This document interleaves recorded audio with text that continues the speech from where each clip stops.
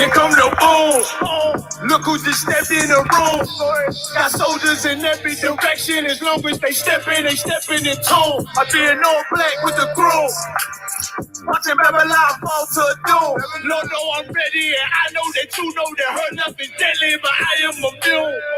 These niggas talking rude to whom? That's a spot, you be moving soon, and you be leaving shortly. Still walking with them angels, yeah, they still enforcement. Got a whole lot of zeal, I can't get it off me. Plus I'm winning like I got a blue ribbon on me.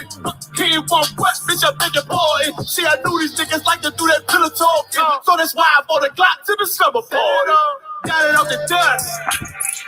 I just began to it pretty much. That brotherhood and weapon, gotta keep it in the club.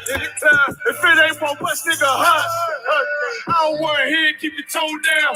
Had a couple complications, but it's on now. So you can kill a speculation, bitch, I'm thrown down. And if you want a conversation, set his zone down. Nigga, what he say, I ain't hear him, I done zoned down. Can't walk, this a low mouth. I'm 44, I'm on another level with it. These niggas never listen, so I let the devil get his ass. I try to tell him, I'm a rebel nigga. Better be careful if you ever think I'm stepping in my town. Cause it ain't no game, stay in your lane. Now I'm playing twisted metal with his ass. Got it out the club.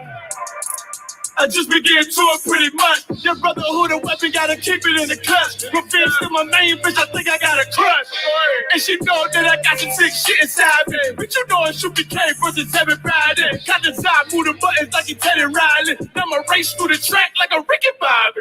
Got it out the dust. I just began to it pretty much. Your brotherhood and weapon, gotta keep it in the clutch. Gotta keep it with me, it's a must. Got it out the dust. I just began to it pretty much. Your brotherhood and weapon, gotta keep it in the clutch. If it ain't one West nigga hot.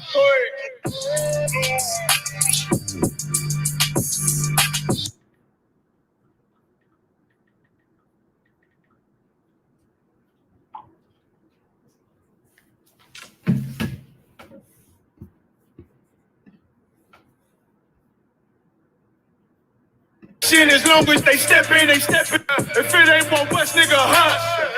I don't want to hear it, keep your tone down. Had a couple complications, but it's on now. So you can kill a speculation, bitch, I'm thrown down. And if you want a conversation, set his zone down. Nigga, what he say, I ain't hear him, I done zoned down. Can't walk, this a low mouth. I'm 44, I'm on another level with it. These niggas never listen, so I let the devil get his ass. I try to tell him, I'm a rebel nigga. Better be careful if you ever think I'm stepping in my pound.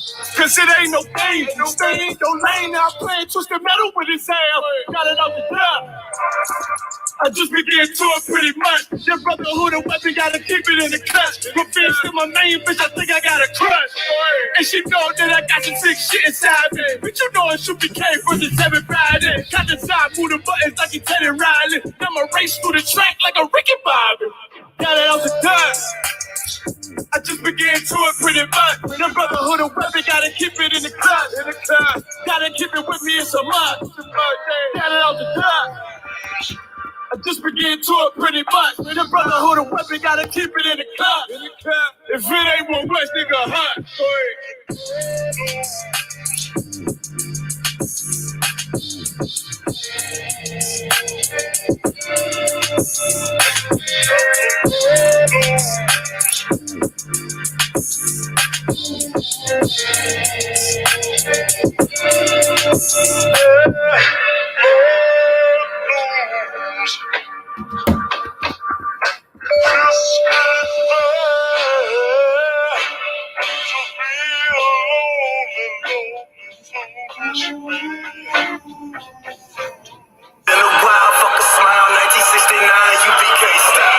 Three, two, one, game begin.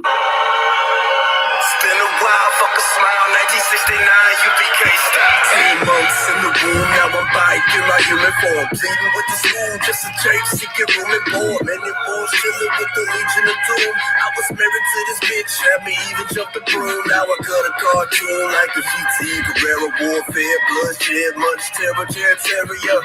Better yet, I'll control the flying saucer, we ain't offering swine's flesh on the Lord's altar, check the resurrection, lock you, lost in the saucer, we ain't worth the energy, much less the cough serve, Prepare to saw to put his head on the charge. A nigga we build men and that ain't never gonna falter. Job was the Baptist, but rabbits who not reflecting, yeah, I was shot. The only nigga worthy of his actions while my neighbors looting ain't it. The laborers get a penny, but the outcome for the 12 try to serve it.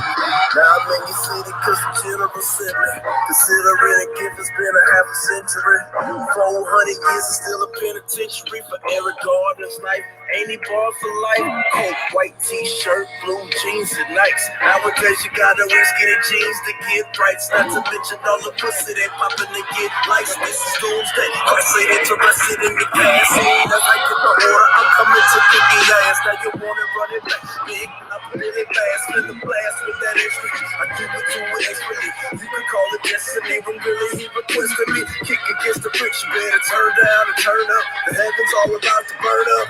I'm talking about two in the field, but only one is gonna turn up. All you wanted was a rapture, the other one's getting fucked. I'm talking 6 ways to Sunday, the body's gonna erupt. In the midst of this corruption, hard to interrupt shit. I thought you were reverse surf code. I'm no deduction. We out and trying to function. They out and on a luncheon. That's the reason we serve spontaneous combustion. Reverse engineering, what you're hearing is a blueprint. That's why you get caught up in bullshit. I rebuke it. Chunking up the deuces. When I produce solutions. Woman, now I bow. Now the strong man is losing. Law out again. You were swinging the flag. But it's a chord, it's a hard burden for that ass. We got a classic connection. I bars from the past and like an everlast. Push it back, son. Just do the math. Your reporters on the other side. Warriors got a class. Drilling the upper class. Turning sinners from swindlers into triggers. When it comes to this fate, we the defenders. We the greatest to exist. Same time I ain't shit. Reverse psychology. I'm logically taking risks. I'm making hits. I'm a U.P.K. hit man. Living like a kickstand in poverty. I'm rich man. Mobbing through the rich man. Balling like a fist man. White knuckle gripping. I'm holding to rigor mortis. One Western, you notice there's no ulterior motives. Fully focused, fully goaded. With a notice fire pop. Hit it, cracking, love the host. The locusts devour the POTUS. Not a head of state. Is in the day to stay fucking with Moses. The people that were chosen. Our conversation ain't broken. We was hoping for a miracle. They laid the books open. Now we dosing. No emotion. They be boasting. So we told for whatever girl they posing. IT, I'm writing coded. I'm Wolverine. They be loading. They be roasted. I'm reloading. It's supposed to paradise for me, but not my man. Corbin Hill is open and launching it like an ocean. Now it's overflowing. Flooding with judges. 50 hump brothers. They refurbished. But we the real Jews. They the copyright infringements. We the real niggas. They the copyright infringements. We the real wetbacks. They copyright infringements. Real savages. They the copyright infringements. Real Seminoles. They copyright infringements. Real West Indians. They copyright infringements. For real Puerto Ricans. They the copyright infringements. Real Nicaraguans. They the copyright infringements. Tucson, Nova Soto. They the copyright infringements. Colombia, Sunnia. They the copyright infringements. Two rulers out of Cuba. They the copyright infringements. We gon' boom ya, SHALAM, copyright infringements. We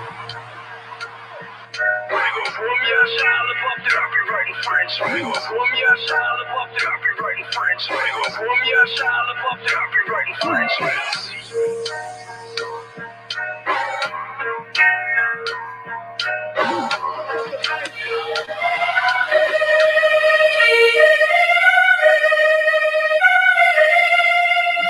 Shit. Make sure you let these niggas know what time it is. You know what I'm saying? Get on this motherfucker. Let these niggas know what time it is. You understand? We lords. Yes, we need.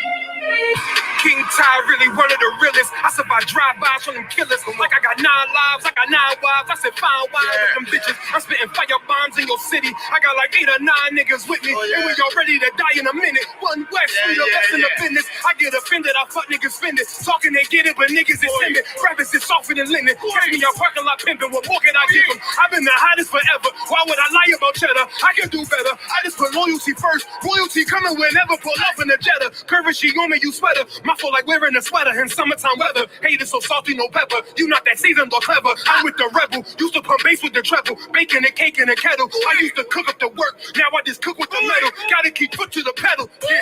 Let me get the gas on the highway. Let the music blast on the calm day. Break the Glock down in the 3 parts. Put it together like Menage. To the Bombay with my enclave. Got my mind made. Ain't no time waste. Eating brown steak with a fine date at a fine place. Getting violated. Hey, listen, already told these niggas, you understand? I called up King Ty, he said, what's up? I said, what's good, my lord? Listen, he like, listen, these niggas ain't ready for none of this.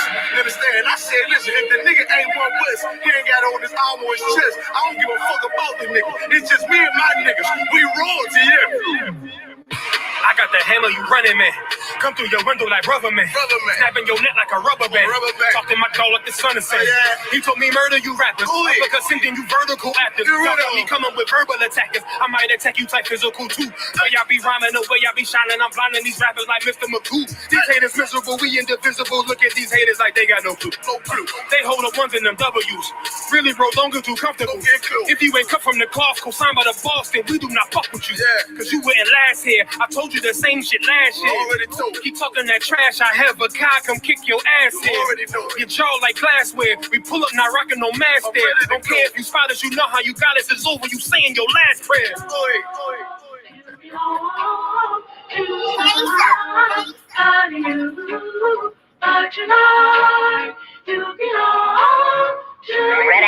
Where's he going with this shit? Oh no, you belong to somebody new. 'Cause tonight you belong to me. I'm from One West headquarters. Follow my captain's orders. Live in the land of pain and torture. No straw, but they want their mortar. Tell Trump, fuck borders. P.S. Prepare for slaughter. Never take their sons and daughters. Never give them all in return. Niggas never wanna learn. Till they laying in the urn. Babylon, Babylon, Babylon. You got to burn. Even if I gotta go with it. So fuck it, is you with it? Niggas never feel froggy, they just wanna rip it. If I see a bad bitch, then I gotta rip it. Your lip looking like the Red Sea when I split it. Tell me why that flow so vicious. Every time he switches, beat a nigga ass like mama did with switches. You niggas look a real gay. Where all the bitches? I mean, where all the sisters? Better stay away from witches. That's a brouhaha. Love me as she brew, ya. White people, he brew now. If you didn't know, then you do now. You belong to me. Hey, alright.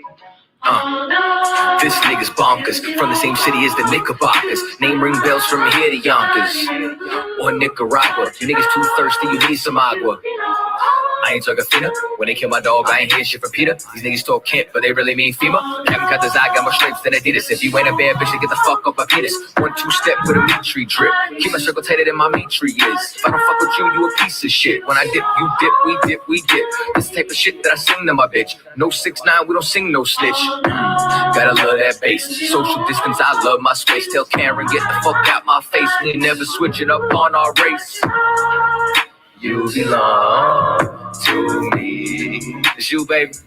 One more time. Gotta love that bass. Social distance, I love my space. Tell Karen, get the fuck out my face. We ain't never switching up on our race. 'Cause you belong to me.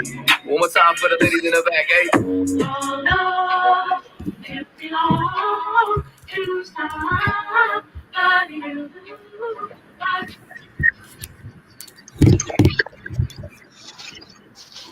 All right. Shalom, y'all. Shabbat. Y'all Shamar, y'all. What's going on, Officer Shayuan? Shalom, Mark. Yabba Shema Shabbat. Shabbat.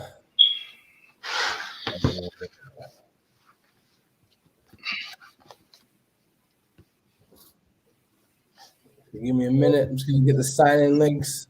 All right, Shalom, Israel. Everybody, make sure you sign in. I'm posting sign-in links right now. All right, Shalom, brother, all the way, brother from Ottawa. Shalom. The water for tuning in. Make sure you hit that sign-in link. Wait, I'm going to post the sign-in link right now.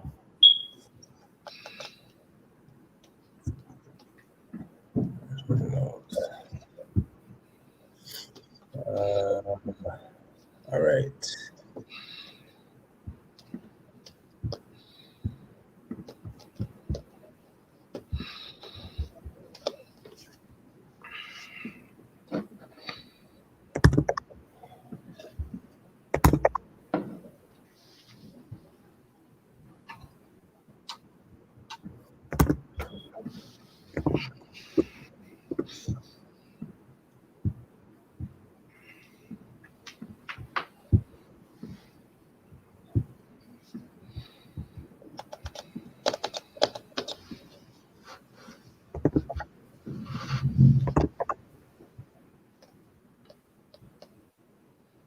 All right, so we got posted in English, Spanish, Portuguese, and French.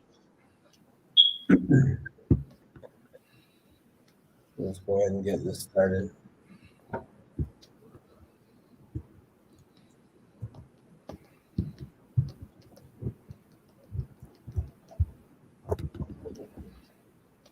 All right, so my name is Officer 50 Durash from the Israelite School of Universal Practical Knowledge, started at 1 West, 125th Street, Harlem, New York, under Commanding General YAHANNA. And tonight we got the law class. All right, our topic is Israel will dwell safely when we keep the commandments of God. All right, what does that mean? Well, basically, it ties in with the blessings. You know what I'm saying? We're going to go through not necessarily all the blessings in Deuteronomy 28, but we're going to deal with the topic of Israel dwelling safely as a result of keeping the commandments of God. All right, that in itself is a blessing. That's one of the blessings, and all of the blessings are wrapped up in this very topic right here. Just the fact that a nation of people who've been oppressed for so long are going to be dwelling safely once this goal is achieved, which is keeping the commandments of God. You know what I'm saying? We can call that is like the ultimate blessing right there. And you'll see all the other blessings come to pass once we're dwelling safely. And there's so many things that tie into that statement. You know, Israel dwelling safely. There's so many things that come along with that by default. You know what I'm saying? So many of the blessings, so many of the commandments are being kept properly. All right. So there's a lot to it. It also comes with rulership. You understand? When we're ruling the earth, really nobody's going to be safe as long as Esau is ruling. You understand? As long as Esau is ruling the earth itself, the other nations, you know what I'm saying? Everybody's partaking of a beast system as long as Israel is not ruling the world. All right. And nobody's really safe. But this nation in particular we're dealing with, of course, is our nation, because the Bible talks about the Most High, Israel being the apple of the Most High's eye, and him caring about us the most, all right? And all the promises and the things that he has for us that he, promised with an oath to our forefather, all right? Hold on one sec. Let me share the video. A couple people. The link has been sent out to all the troopers.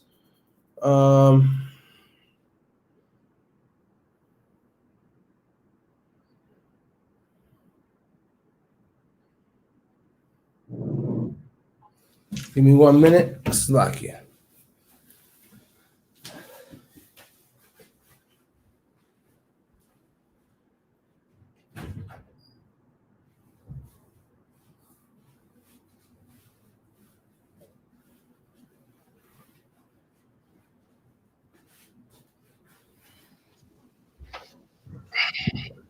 All right, let's get this lesson started.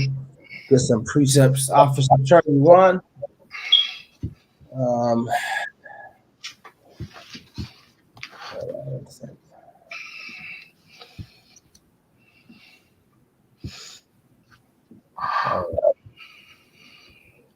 Let's start with Deuteronomy 22 and 27.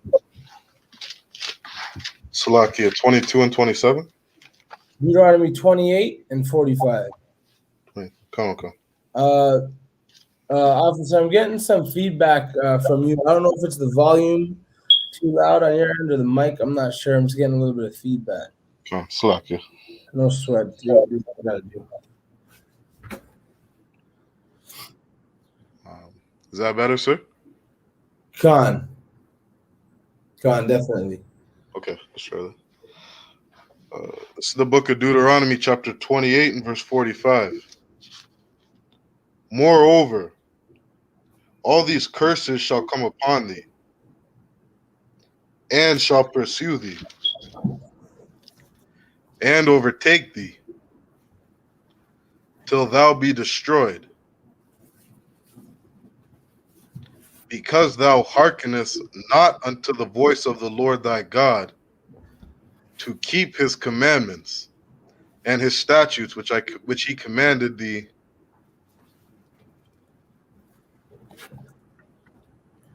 All right. Salakia, I forgot. Let me get there. with you. So Deuteronomy 28 and 45.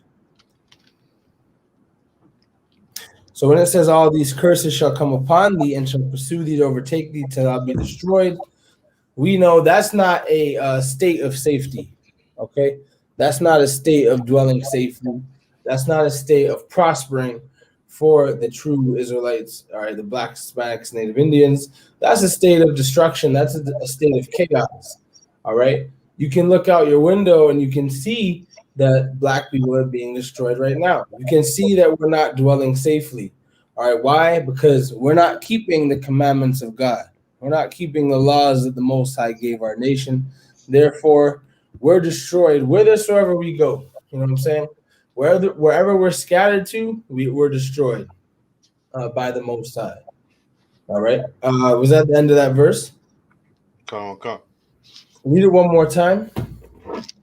Verse 45. Moreover, all these curses shall come upon thee, and shall pursue thee, and overtake thee, till thou be destroyed, because thou hearkenest not unto the voice of the Lord thy God, to keep his commandments and his statutes which he commanded thee. So there you go. That's why the destruction is happening to our people, because we're not hearkening unto his voice. All right. He commanded our forefathers. And the day he brought 12 tribes out of Egypt, all right, he commanded us that he gave us a covenant. He said, listen, I made a promise with your great your forefather Abraham. All right. And I said I'd multiply you, I'd give you the land, you'd be as the stars of heaven, the sand of the sea, of the seas, and you would be blessed and above all nations. All right, that's what he told our forefathers. On this condition that we keep the laws of God.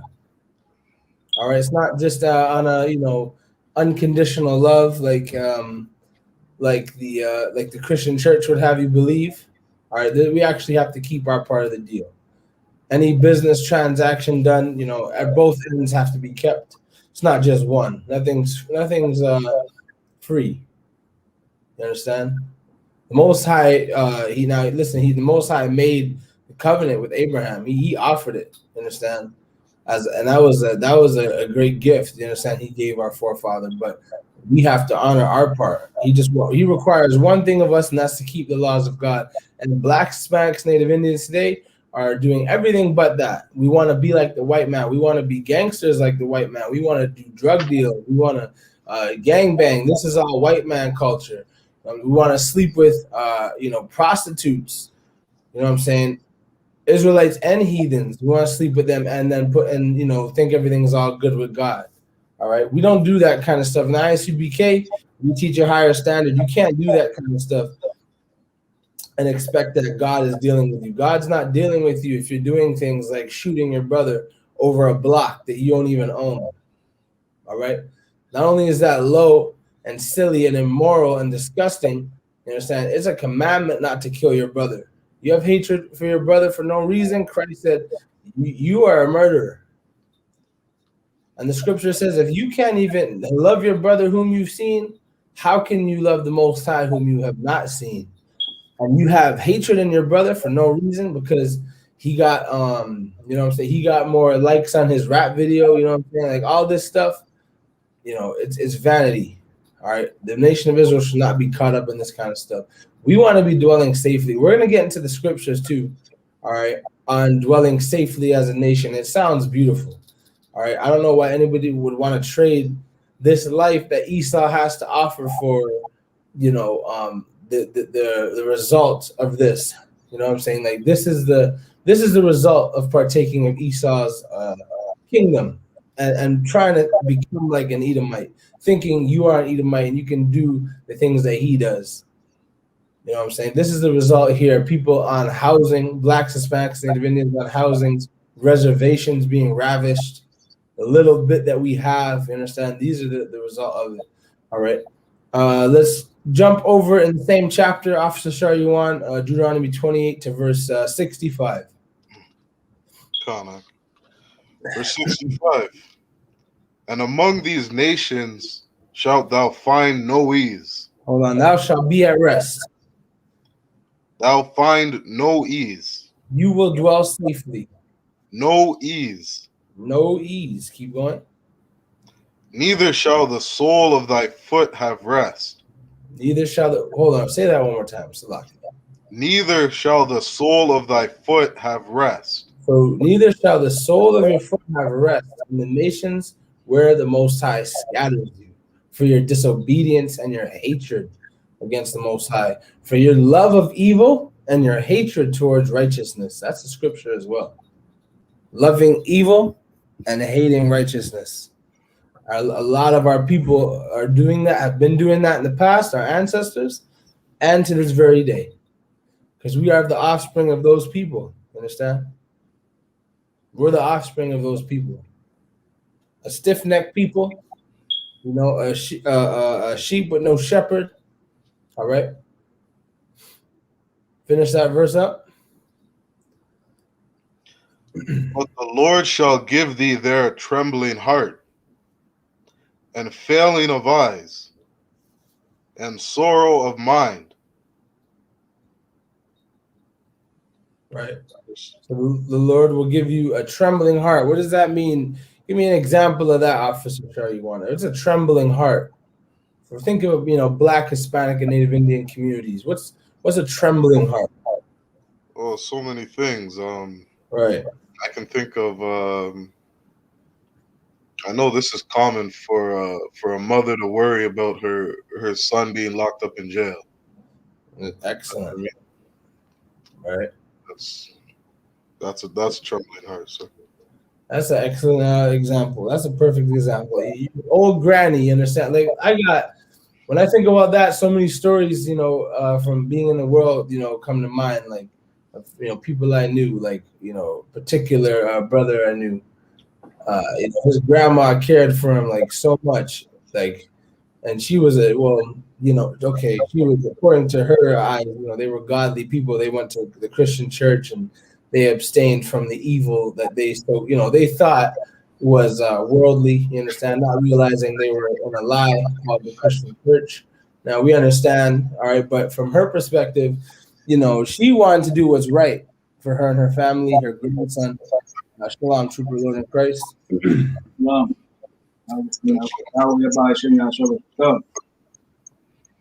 All right, she wanted to do what was right for her grandson, her family, and you know, they always took care of this particular brother, and she had a trembling heart because this brother was just in and out of jail, in and out of trouble, in and out of all kinds of criminal activity, like you could imagine. Understand? And I knew this person personally. I knew his family, his grandma, and his grandma had a trembling heart. Like I watched her so many times cry over her grandson doing all the stuff he was doing. She's just like, why can't he just come to church and get right? Obviously, again, we know the church is not where you get right. The church breeds criminals and pedophiles, but you understand my point. She had a trembling heart. Why? Like Officer 21 said, for fearing that their children will, you know, be locked up, be shot, you know what I'm saying, be kidnapped, whatever it may be. Their daughters, Black women, Hispanic women, Native Indian women, their daughters being caught up in prostitution rings, you understand? These are all the things that our people have trembling hearts for, mostly for our offspring, and then not even just for that, but ourselves. All right, our family members, our friends, you know, being Black and living at Jane and Finch, being Black and living at, you know, Eglinton and Dufferin, you know, just talking to the GTA area here in Toronto, being Black and living in these places is not an easy thing.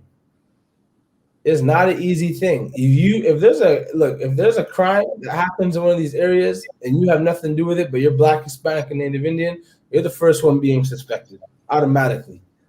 If there's a shooting that happens in a workplace and there's a bunch of white people and some Black people, the cops are looking at the Black people first with the hoodies on.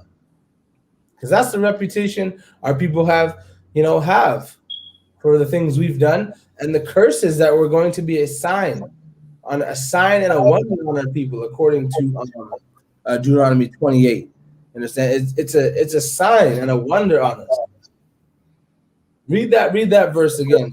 Sure you want. Con.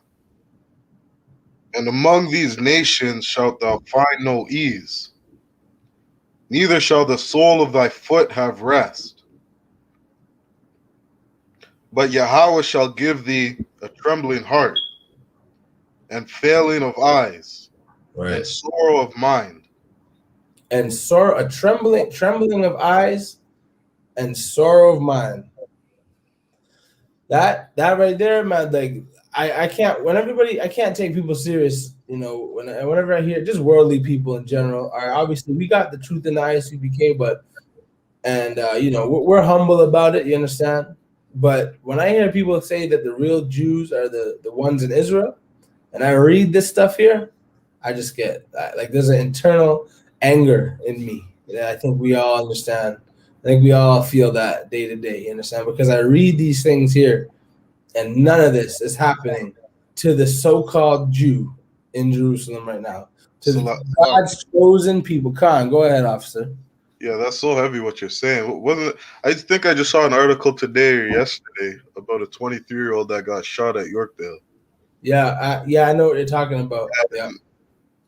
You don't see news articles like that about the so-called Jewish man. Mm-mm. You know what I mean? Nope. Never. I don't see it. Nope. You don't. You won't, and you won't. You won't. Not until the curses, of course, are reversed. You understand? Of course, until the curses are put on the other nations. I can believe me. The scripture says that the nations who are oppressing us, they're going to go through these curses. Like these curses in Deuteronomy 28, the Most High is going to lift them off of us, and He's going to put them on the people who have oppressed the real Israelites. Understand? We're gonna get that. We'll get that precept just for the sake of the discussion. Trooper Yerad, grab me Deuteronomy 30 and Trooper Yerad, you there? Sir, Get me Deuteronomy chapter 30 and verse, I believe it's 3. 4.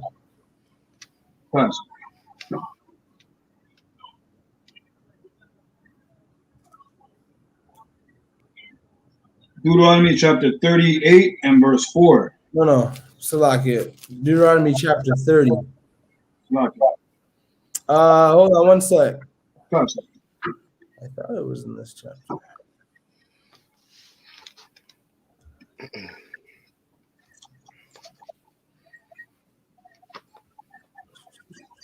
Give me 1 minute. Oh, it's verse 7. Salakia. No, sure. No.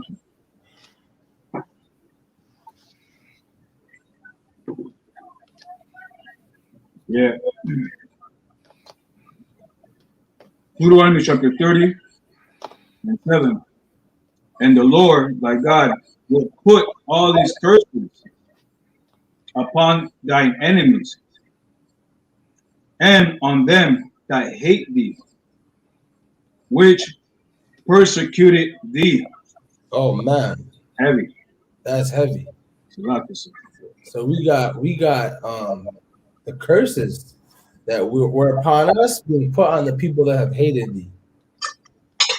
You understand? And Americans, white people, Caucasian people, and their sub tribe, the Jewish man, they have they've never been oppressed by.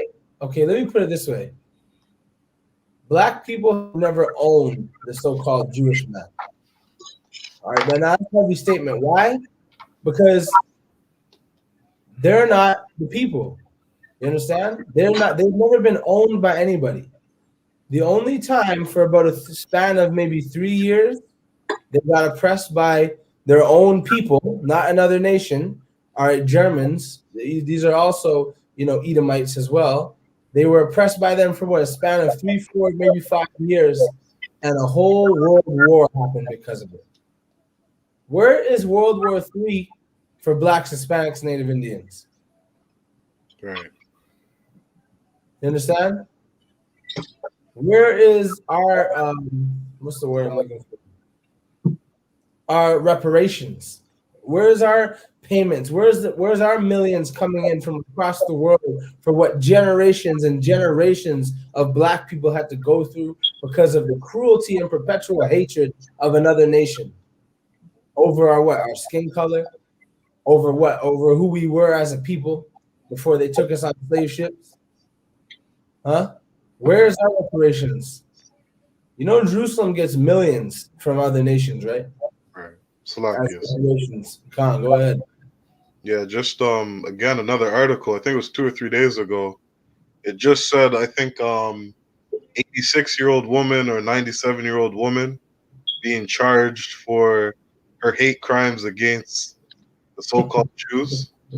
That just, I think I just saw that article like a week ago. I didn't see that. New case.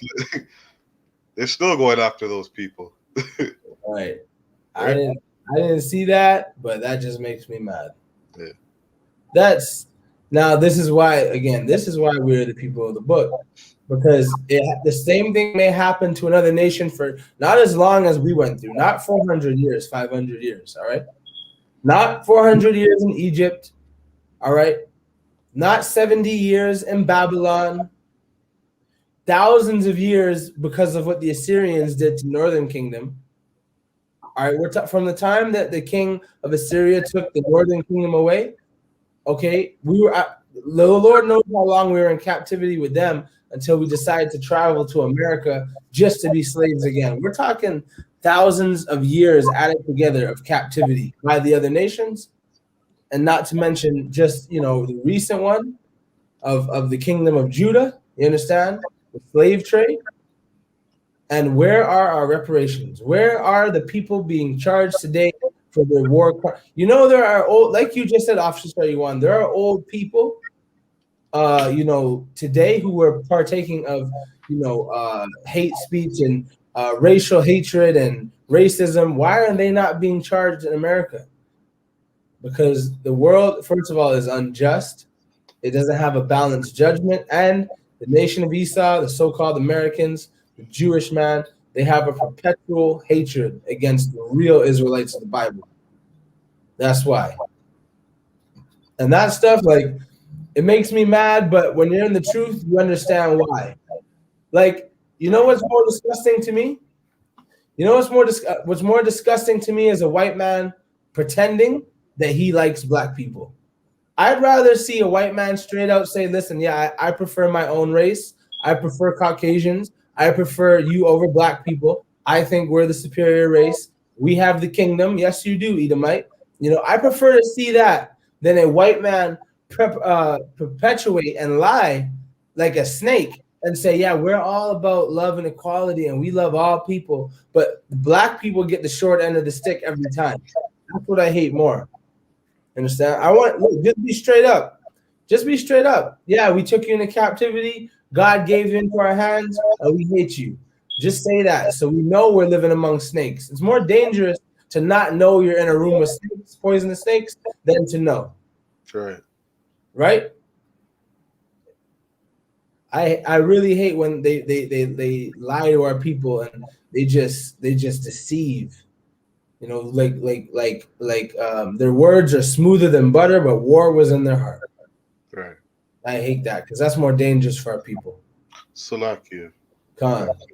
Just to piggyback off that, I remember one time I was in Indianapolis when I was a lot younger, and we were out one night, and there was we were going into a bar, and there was a sign that said "No colors allowed."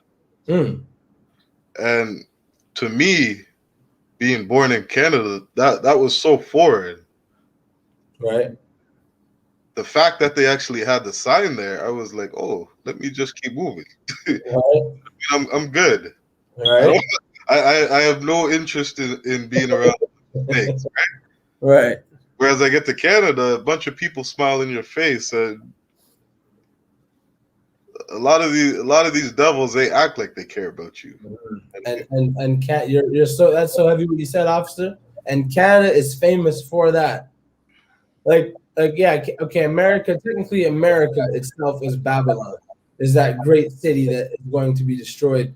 Canada is Canada, you know, it's going to be caught up in the destruction, but it's not Babylon. You understand? It's not America, the home of, you know, of every foul beast and bird of the field. You understand? It's not, but it's so dangerous over here for the fact of what you just said, because in Canada, it's like it's hidden. Like the racism is hidden until you really do something black.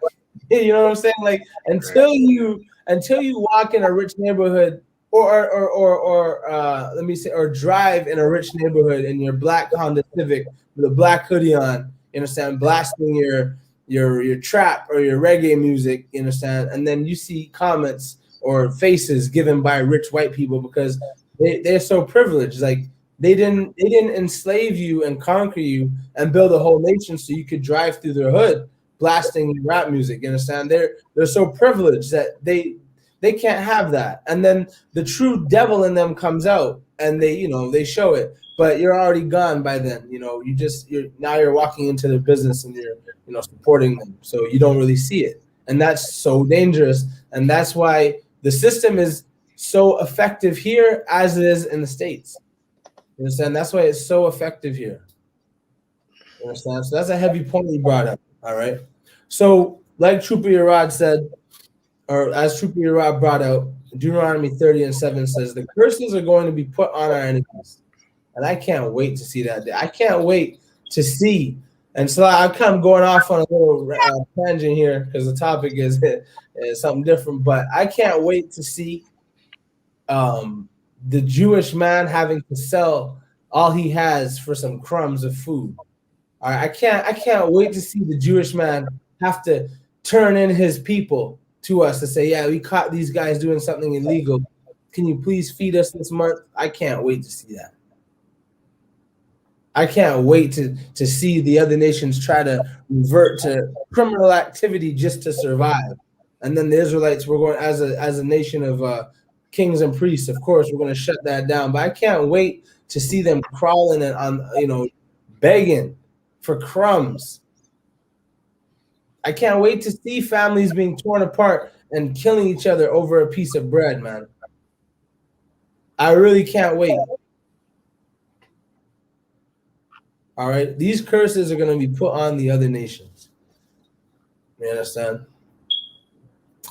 But let's drop that. Let's kind of gear back into the topic. All right, Trooper Yarad, you can drop that verse in Deuteronomy. Where was I? Let's get you read all of verse 65, right, officer? Ghana. Okay. All right, Trooper Yarad, you there? I'm fine. All right, get me Isaiah 58 and 12. I'm fine. All right, Isaiah 58 and 12.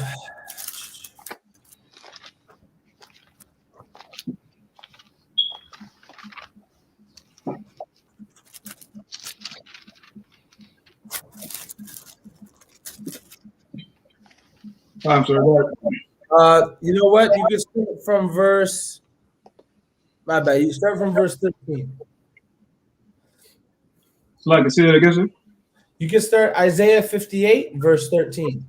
13. Fine, sir. Can everybody hear me good? Is my mic all right? Ghana. Okay, most likely. All right, go ahead. Whenever you're ready, Trooper. Fine, sir.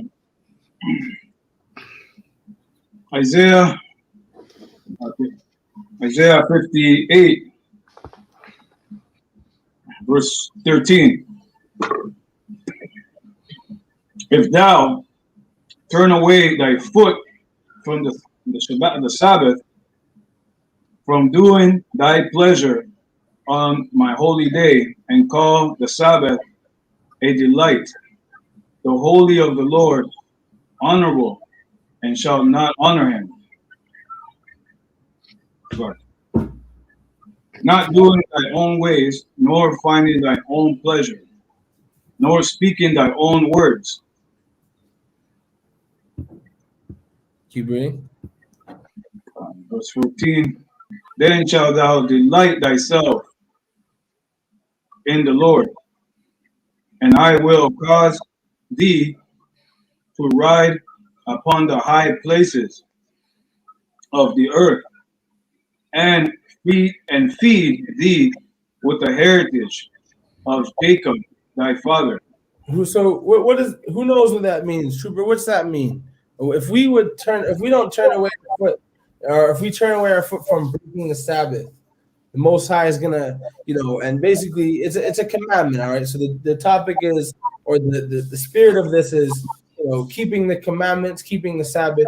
If we would do that, the Most High will cause us to dwell in the high places, right upon the high places of the earth, and be fed with the good heritage of Jacob. What does that mean? The heritage of Jacob. I think what that means, sir, if I could,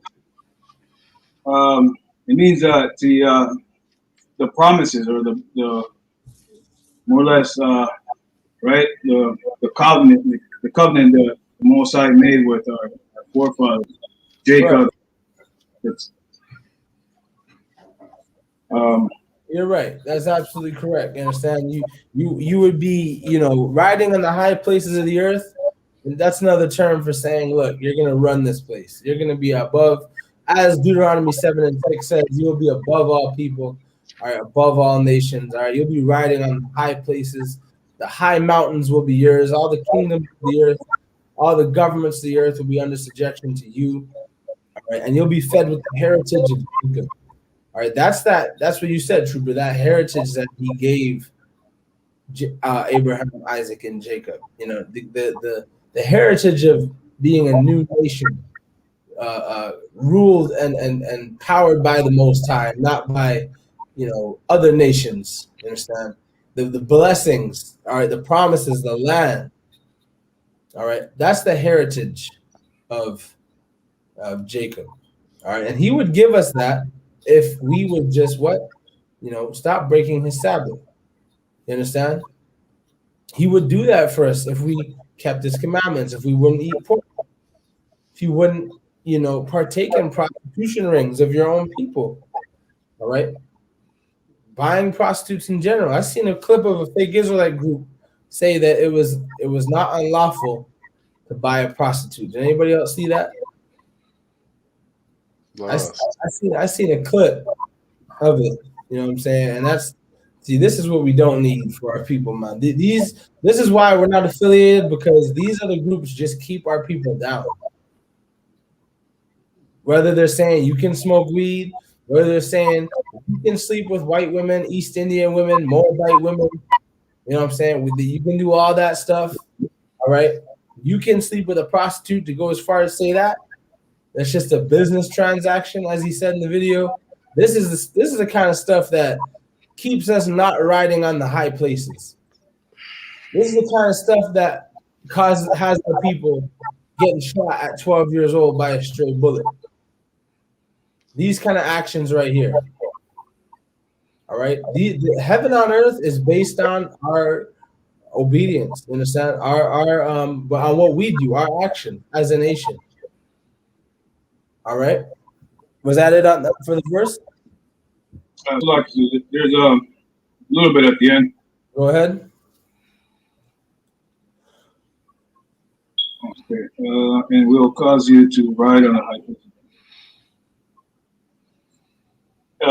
It will cause and feed you with the heritage of Jacob, your father. The mouth of the Lord has spoken. The mouth of the Lord has spoken. All right, drop that, Trooper. Grab me Judith in the Apocrypha. Judith chapter 5, verse 17. I always bring up this verse. This is a heavy verse, all right, because this is the blueprint of how. You want to know how a nation is safe from the destruction of the other nations? Read this chapter. Particularly, it's dealing with Israel. You understand? It's dealing with our people. You want to know how we, be safe from destruction of the other nations? Read it. You want to know how we walk into danger? Read this. It'll tell you. Go ahead. So Judah chapter 5, verse 17. And willest they sin not before the back up a couple verses. Let's start at like 15.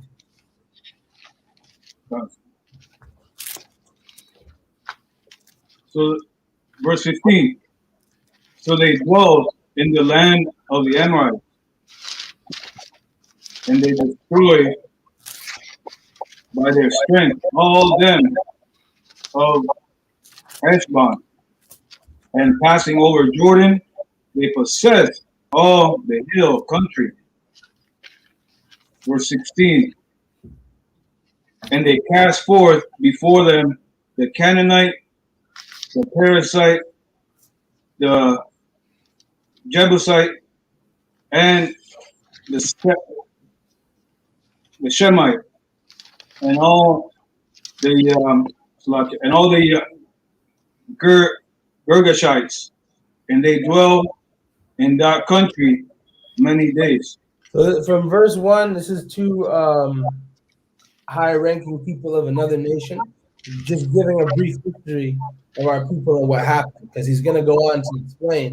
Now, this is that same people whose God hates iniquity. Understand? It's literally going to go on to say that and explain that.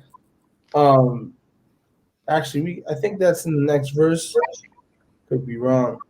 Okay, but anyway, he's going to explain. This is how we overcome them, or this is how we get destroyed by God. Go ahead. 17. And while they sinned not before their God, they prospered, because the God that hated iniquity was 18. But when they departed from the way when so I continue. Finish up verse 17. Come. And while they sinned not before their God, they prospered, because the God that hated iniquity was with them. Because the God of it who hates iniquity was with them. Now, all the other nations, they do what they want to do, don't they? And is their God punishing them? No. No, their God, the false gods are not. But our God is alive. He's real. He's the power. You understand? He's the power that made us, that made the heavens and the earth. And he hates wickedness. He hates sin. He hates iniquity. You understand? Keep reading. Verse 18. But when they departed from the way which he appointed them, they were destroyed in many battles. All right, so it basically says, but when we departed from the way, the heritage of Jacob, we were destroyed in many battles. Remember, verse 17 says, when they sinned not, they prospered, because our God was with us. So when we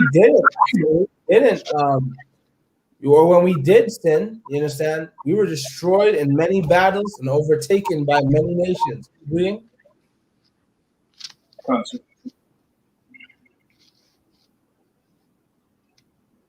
Many battles, very sore, and were led captives into a land that was not there. And the temple of their God was cast to the ground, and their cities were taken by the enemies. Right. Verse 19. But now are they returned to their God, and are come up from the places where they were scattered, and have possessed Jerusalem, where their sanctuary is, and are seated in the hill country, for it was desolate. Verse 20. Now, therefore, my Lord, Governor, if there be any error in this people, and they sin against their God, let us consider that this shall be their ruin. Hold up. If they sin against their God, this shall be their what? Let us consider that this shall be their ruin. Their what? Their ruin. Their safety. Their ruin. Their prosperity. Their ruin. This shall be their ruin. If we do what? If we sin against our God. Keep reading. Okay. and let us go up, and we shall overcome them. But if there be no iniquity in their nation, let my Lord now pass by, lest their Lord defend them, and their God be for them, and we become a reproach before the world. So they're saying, he's saying, listen, but if they're in the good, they're in good standing with their God, like they're keeping all the commandments, they're not sinning. If they're like that, like right now, just keep it moving, General. Like he's telling his whoever this high-ranking man is of the army of the other nations, he's just saying, like, look, just keep it moving, man. You don't want no smoke. You don't want no problem with these people, because you better find out if they're sinning. Go send some spies and see what kind of activity is going on in there. See if you see pork being cut up in the markets and prostitutes in the streets. If you see all that, it's time. Go ahead. We're going to take it over. But just if you don't, if you see righteousness and praise of the Most High, Yahweh, just walk by, man. Just keep it moving. Don't even look in that direction. Run as far as you can. You see that, Black, Hispanic, and Native Indian man? You see how you fit these curses and these characteristics? You know, these the theme of this book here, because you are the ancestors of these people. And if you would just not sin against your God, see, the white man would never have done what he did to our ancestors and is continuing to do to us to this very day. That stuff would not be happening. You understand? The other nations would fear us, and we would make them a reproach before the whole world if they tried to come against us, because our God would be on our side.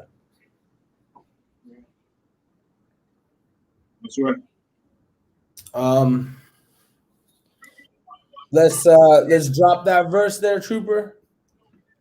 Let's get Hosea 4:1.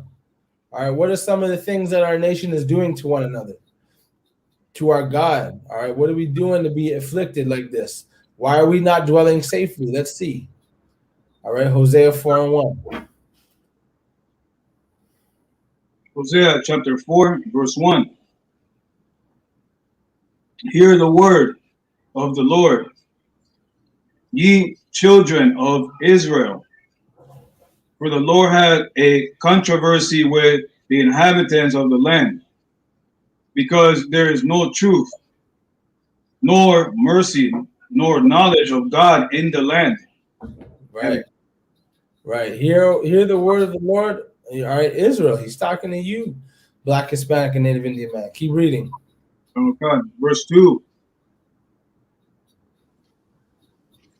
By swearing and lying and killing and stealing and committing adultery, they break out, and blood touches blood. All Verse right. 3. Wait, pause 1 sec. But read that again from the top. Verse 2. Verse 2. By swearing and lying and killing and stealing and committing adultery, they break out, and blood touches blood. By swearing, swearing on your God, making false oaths. All right, simply saying, I'm never gonna smoke weed again. That's a false oath. I swear to God, I'm never gonna smoke weed again. I swear I'm not going back to this property. All right, by lying to one another, telling falsehoods on your brother, by killing each other, murder, senseless bloodshed of your own nation, because he's got a nicer chain than you, because he puts more girls than you, because all this stuff that's vain. So you're gonna go and commit a grievous sin against your God because he's more popular than you. You're gonna have him. You're gonna put a hit. You're gonna put a hit out on the brother. And blood touches blood. What's another term, Trooper Rod, for that? What's a modern term that the world uses for criminal activity amongst the Black community? Blood touches blood. You know what that is? Like I said, yeah, answer if I could, right? it'd be like murder, right? No, I'm looking for a term that the world uses today to chalk up it and what they call it, what they classify when, black people do criminal activities against black people or, Hispanic people, etc. If you got the answer, officer, go ahead. You're officer now. You can teach whatever you feel like you got to add in, jump in, go ahead. Slovakia. Come on. Is this black on black crime? There you go. Give the officer. Black on black crime. That's how they label it. Black on black crime. Let's talk about black on black crime for a second. All right. Now, what the biblical terminology is: blood touches blood. Blood touches blood. All right. Now, Officer Shayuan, if I this is okay. Black on black crime is it's kind of a false statement because it gives a sense a false illusion of this is only caused by black people to other black people. They don't show you that no, these crimes that they're committing is because of what we have done to their communities, to the neighborhoods. You understand? Now, Officer Shayuan, if I travel to China and I illegally get there by boat and I smuggle in 10 Chinese people illegally, I kidnap them. What is that called today? Oh, that's what, kidnapping? It's kidnap. You're right. It's kidnapping. But what would China consider that? And I know what you're talking about. I can't think of the word. It's a war crime. It's a war crime. If I do that, right, China is going to come over to. They're going to reach Canada and say, "Listen, you're one of your citizens just kidnapped 10 of our people. Right. Now, if you don't fix this, we're going to war with you." Right. Why? Because Chinese people and white Canadians are not the same people. That's why. All right. Now, it'll be a war crime if I do so. Now, and even worse, imagine I bring them over here and I stuff them in a small apartment and I give them scraps to eat and watch them fight and kill each other over it. And then China finds out about all the horrific things I've done to them. Who's going to get the blame for the murdering of the Chinese people, them killing themselves? Will it be them or will it be me? It's like it'd be you. It'd be me. I did this to them. This is all my fault. Why is black on black crime being talked about when we should be getting to the source of what really happened? Did black people who were slaves and had their language taken, their culture, their name, took everything, their senses beaten out of them, how do we go and make guns or drugs? We can't do that. How do we get over to Russia, to the other places, or how do we create a factory to build guns and then put it in our own hoods? Can we do that? No, we can't. We don't have the money to do that kind of stuff. So we already know who put drugs and guns in our community. How come we're not going to them and saying, you've committed a war crime against our people? Like any other nation, like vice versa. If Russia came to America and did what I just described, it would be a war crime. If Russia didn't fix it or answer to it and fix it, America would be going to war with Russia over those 5-10 people. Now let's talk about a whole nation of people. We're talking like 90 million black people plus died in the transatlantic slave trade. The lynchings, the torturing, the forced labor, free labor. How for 400, 500 years, all those people, and no war crime is being initiated. Why are we not standing up and saying you've committed a war crime? Okay, sir, if I could. Salakia. Go ahead.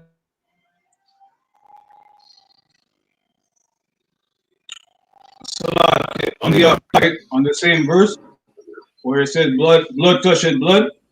Con.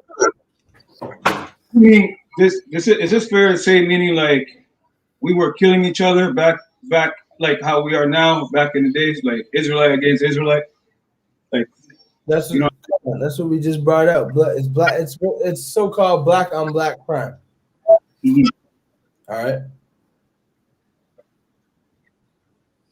Understood? Come. Right. Like, It's black on black crime. We're just touching on why that term black on black crime is even used today. All right. And you know what else this proves what we're bringing out? That Africans are not our people. Officer Shariwan, you can touch on this anytime you like, but when America came and took us from the west coast of Africa, why didn't the other Africans declare war on the Portuguese ship merchants, the Jewish people who owned the ships, and the Americans themselves? Why didn't they declare war on them? Why didn't the Africans do that? It's because they're not our people. They got nothing to do with that. They got right. nothing to do with it. All right. That just proves that we're not Africans. We're two different people. Understand? Those are Hamites. Understand? We're Israelites. That's why they didn't go to war with us or with America. That's why to this day they're not saying, "Hey, you guys, we're a bit slow, and we didn't realize, 400 years ago, you kind of took, 90 million of our people, you understand it, and put them in forced labor. So we're ready to declare war on you." At least if they did that, like maybe if they would at least do that, it'd be pretty laughable, after 400 or 500 years. But at least they're doing something. But to this day, it's just, Africa's being built up slowly, doing trade with the other nations like nothing, like everything's good. All right. Blacks, Hispanics, Native Indians are a separate people. That's why no war crime is being, and our people are too dumb to recognize it.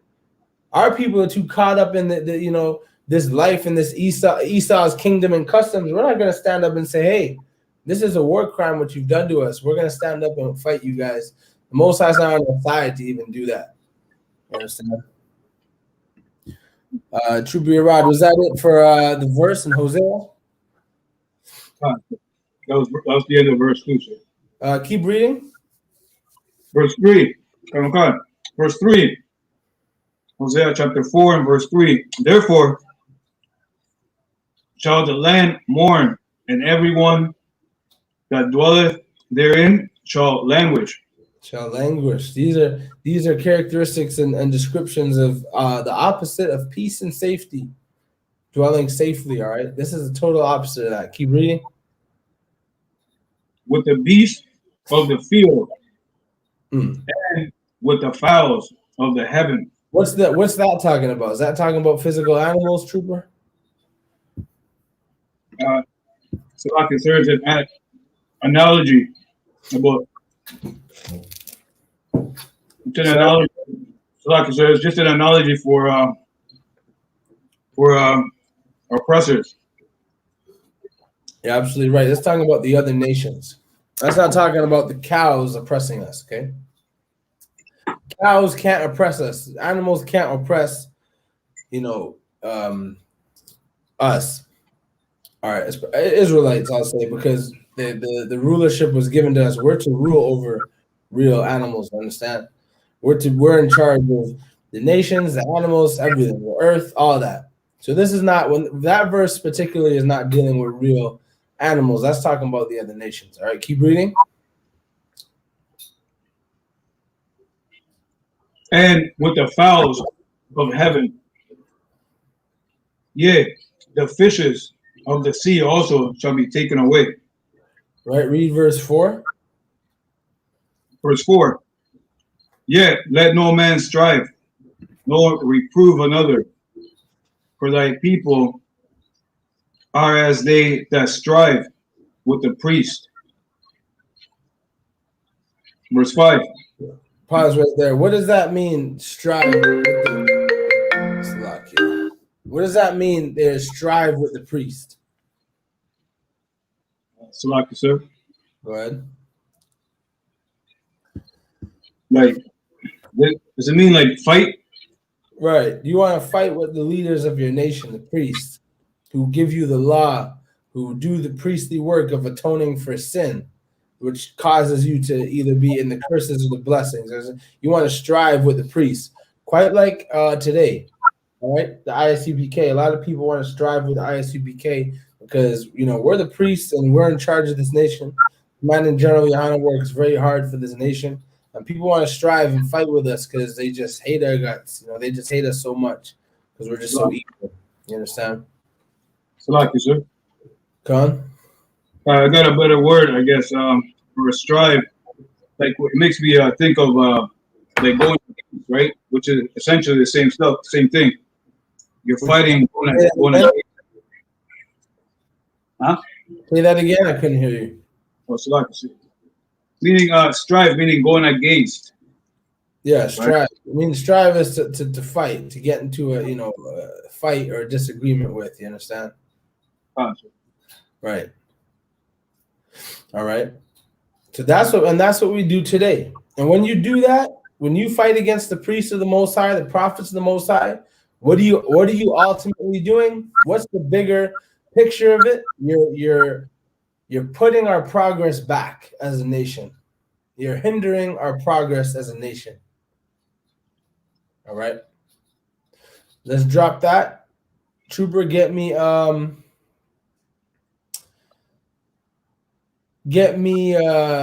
Zechariah 8:16. You know what? Salaki, let's get Isaiah. Let's get some precepts in about get me Proverbs 8:13 quick. Then we're getting to the precepts of this is what we've done, you understand? All these commandments and stuff that we just mentioned, lying to one another, killing, breaking the Sabbath, you understand? All that stuff. We're gonna get one last precept on what we should be doing as a nation in order to get to a status of being safe. And then we're going to see what the scripture has promised for us if we just get right as a nation, all right?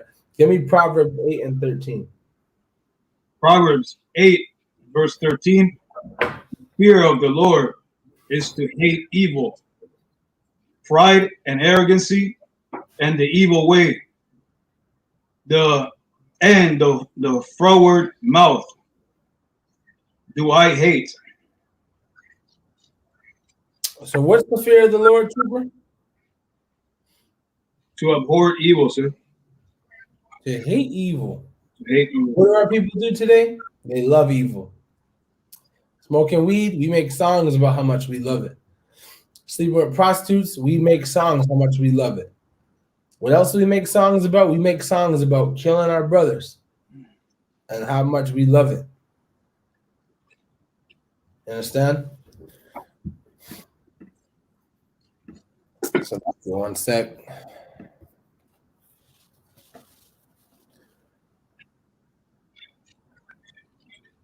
All right. So I'll read that one more time. Okay.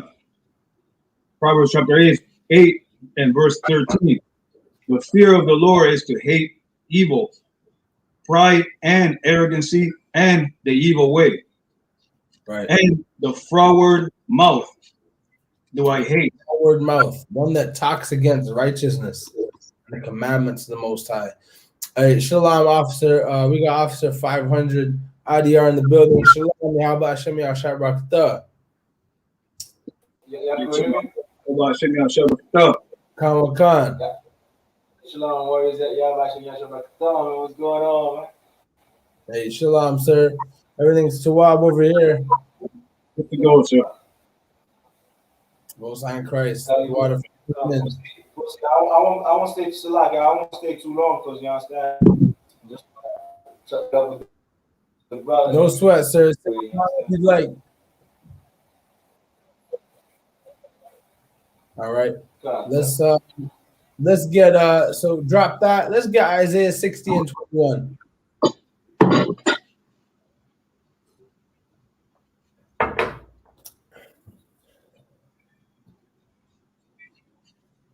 Trooper Iran.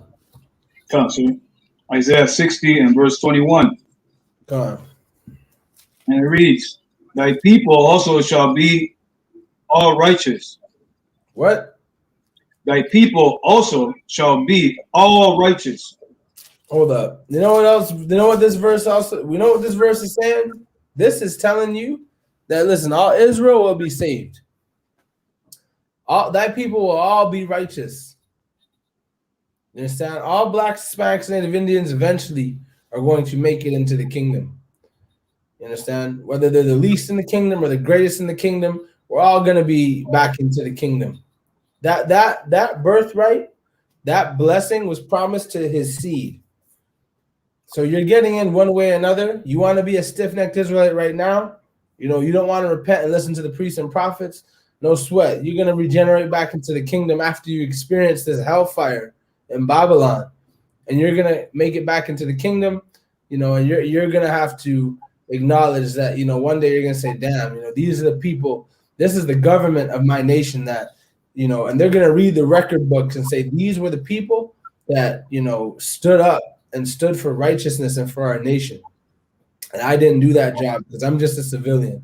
Hey, that's okay, black man, Hispanic man. It's better than being destroyed completely like Esau or being a slave like the other nations, you understand? Like, but just know you want the greater prize, you want that crown that awaits from you from Yahushua, then you know you got to get into the I.S.U.P.K and start serving the Lord and your people. All right. Keep reading.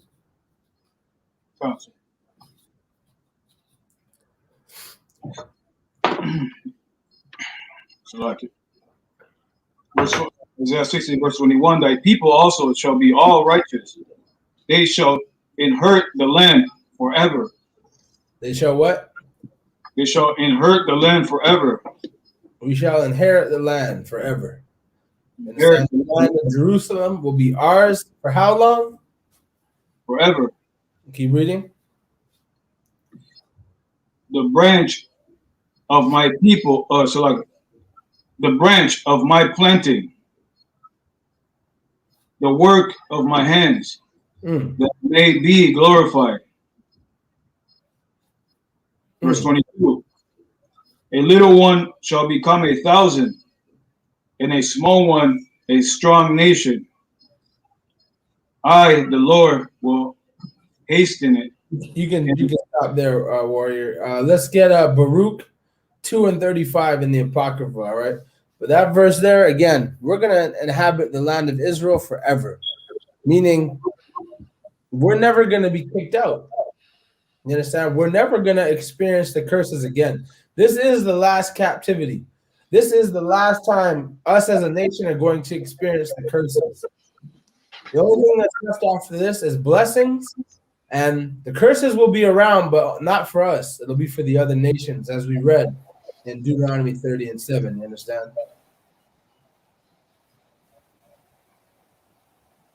All right. So, Trooper Yerad, let's get Baruch 2:35 in the Apocrypha. Baruch chapter 2. I got it. One second. Go ahead. Baruch chapter 2, verse 35. And I will make an everlasting covenant with them to be their God.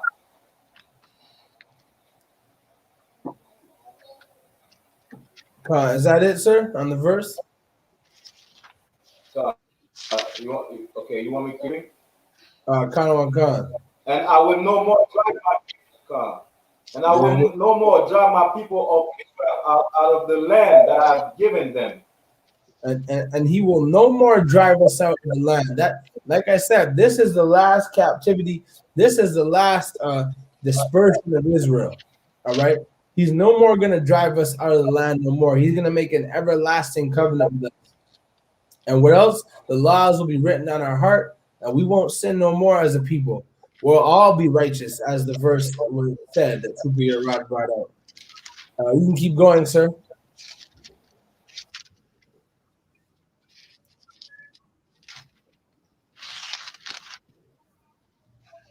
Was that it on the verse? That was it for verse 35. Okay, no sweat. We'll drop that one. Trooper Yerad, give me 1 Chronicles 17:9.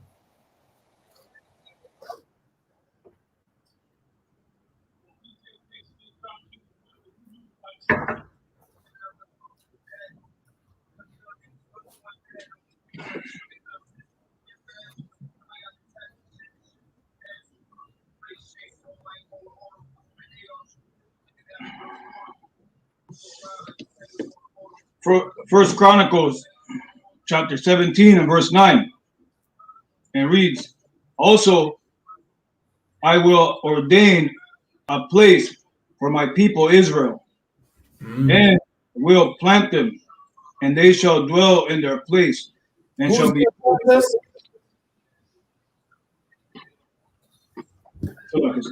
Trooper, who's going to plant us?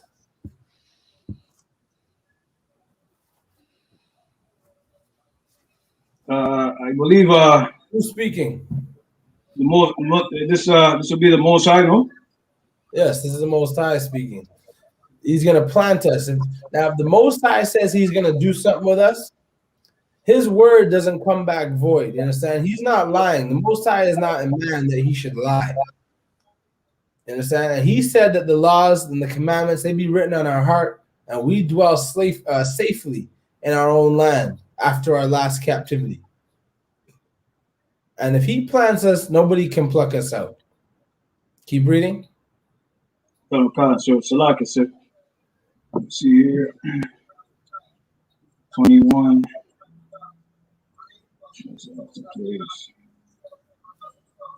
Yeah, First Chronicles 17:9. Oh, Chronicles. Twice. And they shall dwell in their place, and shall be moved no more. And they shall be moved no more. No more will the Babylonians come and take away our temple and our city and our nation and all of our land. No more will the Assyrians creep in and take away our northern kingdom brothers. You understand?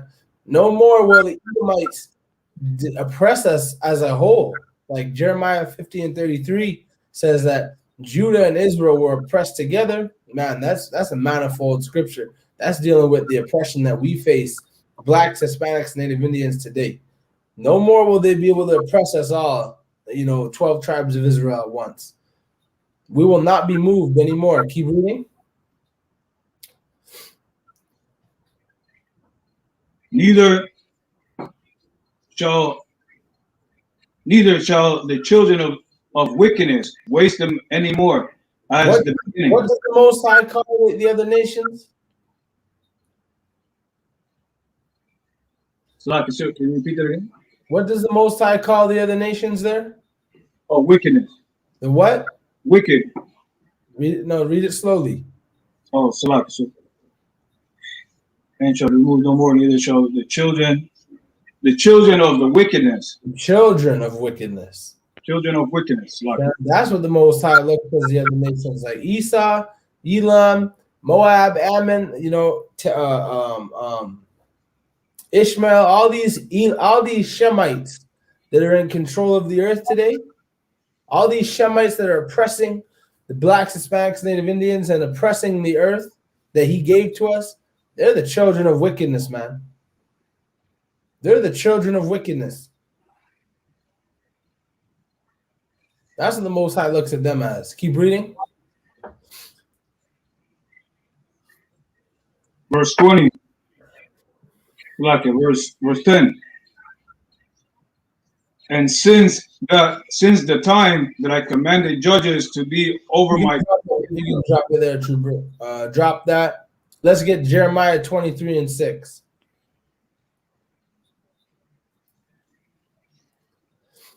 Jeremiah 23 and verse 6. Come on.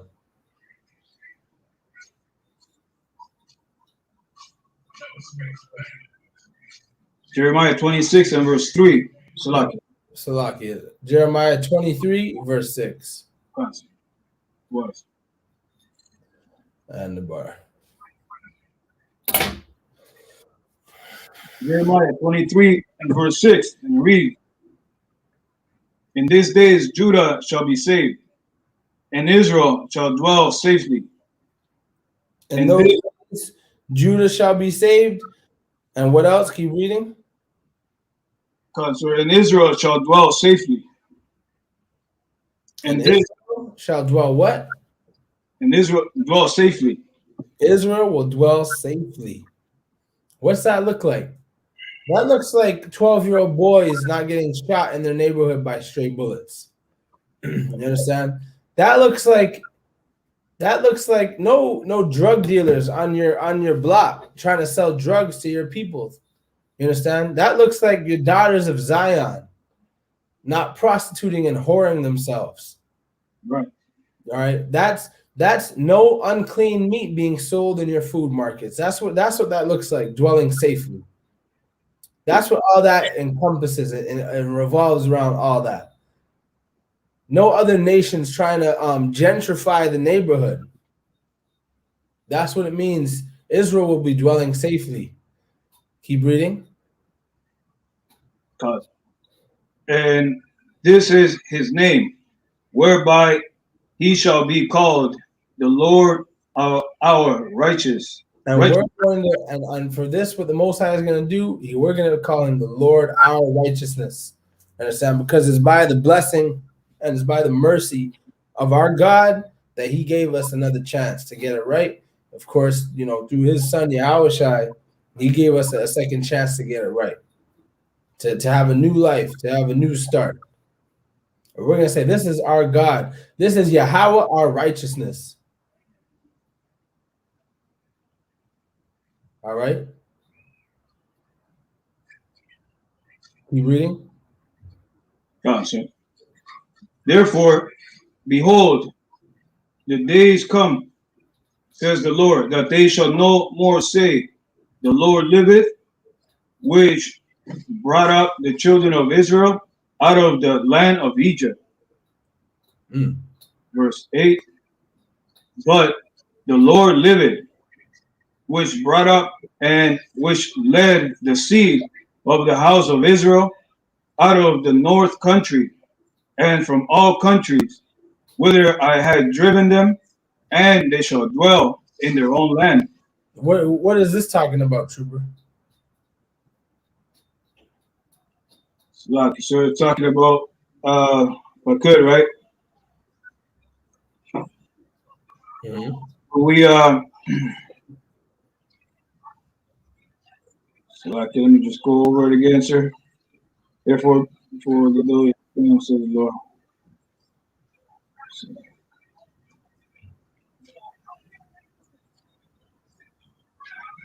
So it's talking about when we're in captivity, and as we're in captivity now too, and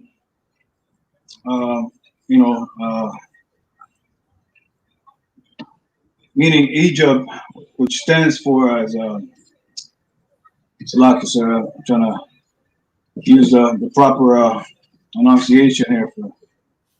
Oh, so basically saying that we're not going to be in more captivity, and which led the house of Israel of the north country. I think it's talking about us now, like where we are now, where we're situated right now, and we will have our own land and go back to Israel, our homeland. See? Right. In a sense, it's saying, okay, no more are we gonna okay, in the past and kind of like right now, we say this is the God that brought us out of the land of Egypt. But this exodus that we're going to be doing out of Babylon, America, is going to be greater than the exodus out of Egypt. Like this is going to be a greater exodus. It's going to be a bigger exodus. We're going to say, say, this is the God that brought us out of America, out of Esau's kingdom. Like, not that we're going to forget about the exodus that happened in Egypt, but this is going to be so huge and so big that we're going to just, all we're going to talk about is how the Most High delivered us out of, Babylon, Edom, the nation of Esau. That's what this is saying. You understand? So, is it also talking about, like, when it says the north country, is that like where we're situated right now? That's what I just said, Trooper. That right now, this is no longer our God that brought us out of the land of Egypt, but this is the God that brought us out of the north country. Because this captivity, this exodus that we're leaving this time is greater than the exodus we had during the time of Egypt. Like, it's gonna think of all the 70 souls went into Egypt.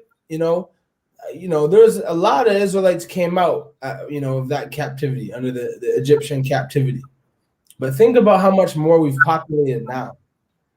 Now we're talking about a worldwide captivity, and the home base being America. We're scattered to the four corners of the earth. Think of how many blacks, Hispanics, Native Indians are in America, Canada, the islands that are run by Esau. You understand? And then the other parts of the world. You understand? So there's going to be a greater exodus than the first one. Does that make sense? Constant. All right. Keep reading.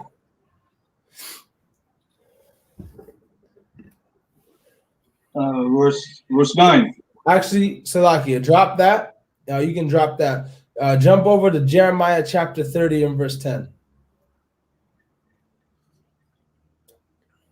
Anytime, officers, anytime you guys want to add something in, feel free. Jeremiah 30 and verse 9, sir? Verse 10. Constant. Jeremiah chapter 30 and verse 10. Therefore, fear thou not, O my servant Jacob, says the Lord, neither be dismayed, O Israel, for lo, I will save thee from afar, and thy seed from the land of the captivity. And Jacob shall return, and shall be in rest, and be quiet, and none shall make him afraid. And none shall make them afraid. We'll be dwelling safely.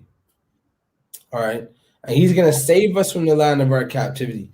And it says we'll be at rest. You understand? None shall make us afraid. You understand? No, you're not going to be afraid. You're not going to have to worry no more of a cop pulling you over and taking your life for a speeding offense. You understand? You're not going to have to worry about the cops kicking in your door because they had the wrong address for a drug bust. That just recently happened in the States. We're going to be dwelling safely.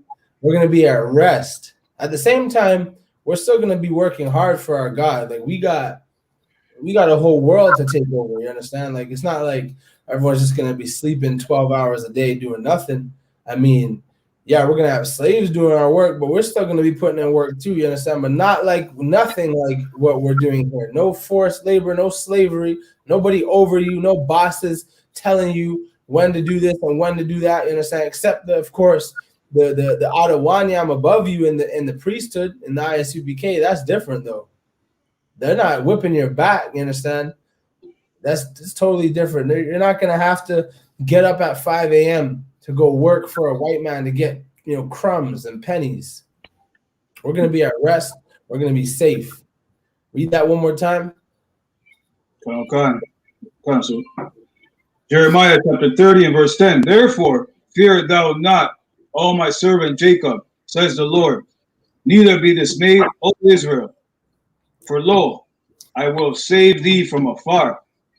Excuse me. And thy seed from the land of their captivity. Right. Jacob shall return, and shall be in rest, and be quiet, and none shall make him afraid. Right. We got we got brother Gary in the chat room. Shalom, brother. All right. Thanks for tuning into the class. All right. So yeah, Jacob will be dwelling in rest, and no one will make us afraid. All right. We're not gonna have like Officer Shariwan brought out in the law in Deuteronomy 28 and 45 and verse 65. We're not gonna have sorrow of mind, sorrow of heart. Rather, we're not gonna have a trembling heart. We're not gonna have sorrow of mind anymore. We're not gonna be in want of all things from our oppressors. We're gonna be on top. We're gonna be good. We're gonna have the other nations working for us. You know what I'm saying? No more oppression, no more slavery. Right. No more systemic racism, towards our people. You understand? All that stuff is going to be out the window. Go ahead. Like sir, it's heavy what you're bringing out, and if I just, it reminds me of when we, this is what it's called heaven, right? That would be heaven. I mean, you know what I'm saying? Heaven on earth, Salakia. That's what the scripture says. You know what I'm saying? When blacks, Hispanics, and Native Indians are dwelling together in unity, keeping the commandments of God perfectly, and when we're ruling the world, yeah, that's heaven. You understand? It will be heaven. That's what this rest will be. Israel will dwell safely, of course, when we keep the commandments of God, when we keep them perfectly. All right. Drop that. Get me Jeremiah 32 and 37. Just for time's sake, Officer Shariwan, can you grab me Joel 3 and 20? Jeremiah chapter 32 and verse 7. And it reads, Behold, Hanamel, the son of Shalom. Which chapter and verse are you reading? 32 and 7, sir? It's chapter 32, verse 37.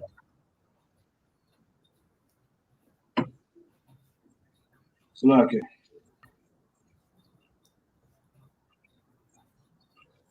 Excuse me. Jeremiah chapter 32, verse 37. Behold, I will gather them out of all countries, whither I have driven them in my anger, and in my fury, and in great wrath, and I will bring them again unto this place, and I will cause them to dwell safely. And they shall be my people, and I will be their God. And they shall look, and we shall dwell safely, and he will be his people, and he'll be our God. Why? Because we're actually obeying our God this time.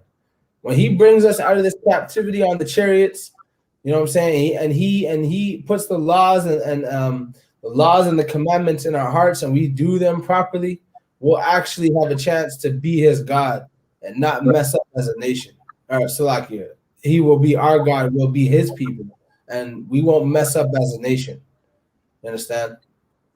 Like, this reminds me of when King David in the Psalms talks about the nations compassing him around about. Understand? The nations, dogs on every side are trying to attack him. Paraphrasing. This is dealing with the danger of the other nations. David constantly had to go to war with the other nations. He had a lot of blood on his hands. You know what I'm saying? Like, he had to do a lot of killing because the other nations were constantly trying to take over Israel.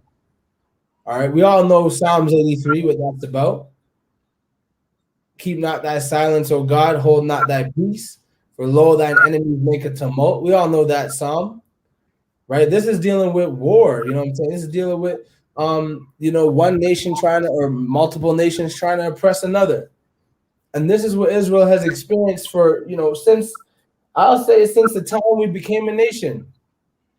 What was the conception of our nation? We were conceived in captivity. We were literally conceived in captivity. Like, we grew and became a nation in captivity. I'm talking about in Egypt.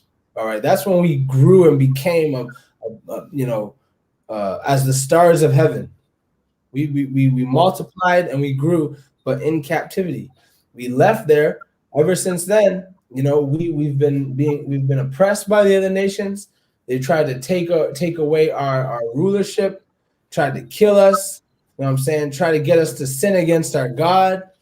We've been going through it as a nation, but the time will come when we will all dwell safely together with none to make us afraid.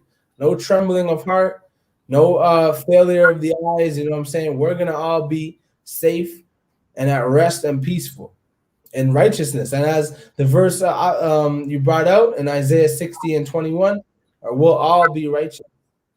All Israel will be saved. All right, keep reading. Come on, sir. Verse 38. And I will give them one heart and one way, that they may fear me forever. For the God of them, Salakia, for the good of them. Right. And he'll give us one heart. We're all going to be in one accord. All right. In heaven, we're all going to have the same mind in a sense. We're all going to know what the will of the Most High is.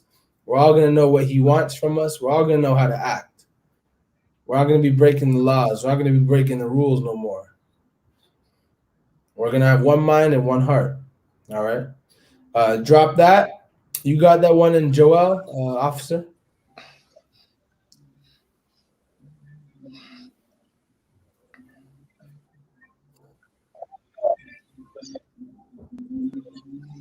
Lagia, officer, tell you what, I think I can't hear you very good. I'm not sure if it's your mic.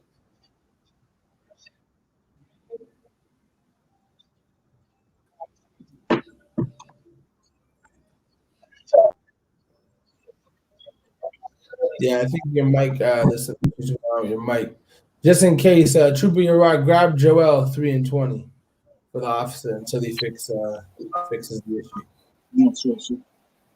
So like to the rush. I'm on jet right now. No sweat, sir. The water for tuning in. Calm, sir. No sweat. Keep doing your work. You know what I mean? Doing amazing work. You know what I'm saying? All the y'all, man. All right. The water, sir. Shalom. Yahweh Shem Yahshabak. Hey, shalom. Y'all watching me show with the thumb. Shalom, Yahweh, Shalom, Shalom. All right. So, yeah, go ahead, Trooper Yara, grab that. Sir. Joel chapter 3 and verse 20.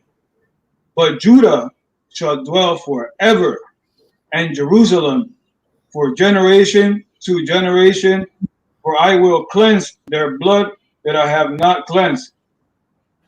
For the Lord dwelleth in Zion.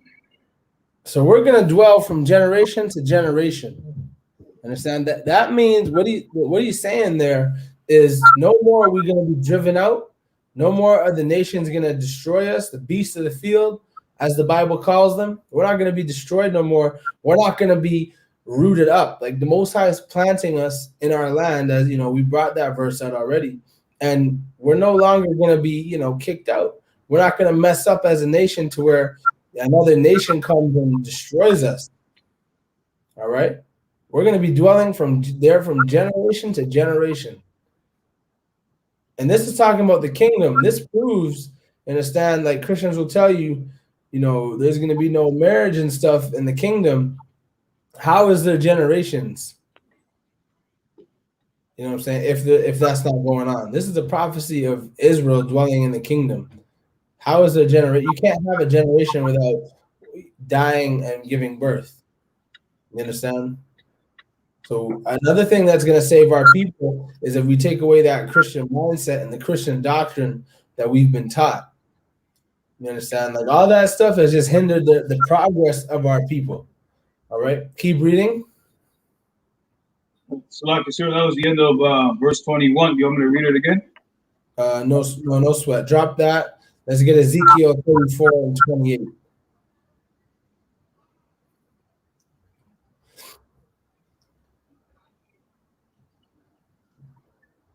So, like sir, Ezekiel 22 and 28.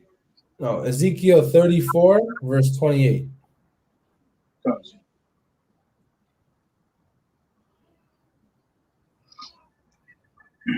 This is the book of Ezekiel, chapter 34 and verse 28.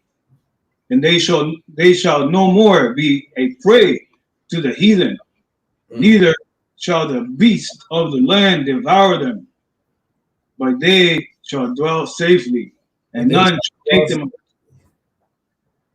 They shall dwell safely. All right, the beginning of that verse says we'll no longer be a prey. We'll no longer be a prey. Why? Look, like when you read Lamentations, all right, for verse 17 through 18, it talks about they hunt our steps. The other nations hunt our steps for whatever reason. We already know we're the apple of the Most High's eye. He just loves us so much. The other nations, they want all our glory. They want our fame. They want our power. Understand? But, that blessing was just not given to them. So what do? They pursue it. What does Esau do? He pursues. He takes by the sword. He has no choice. The blessing wasn't given to him. So he's got to try to take it by force.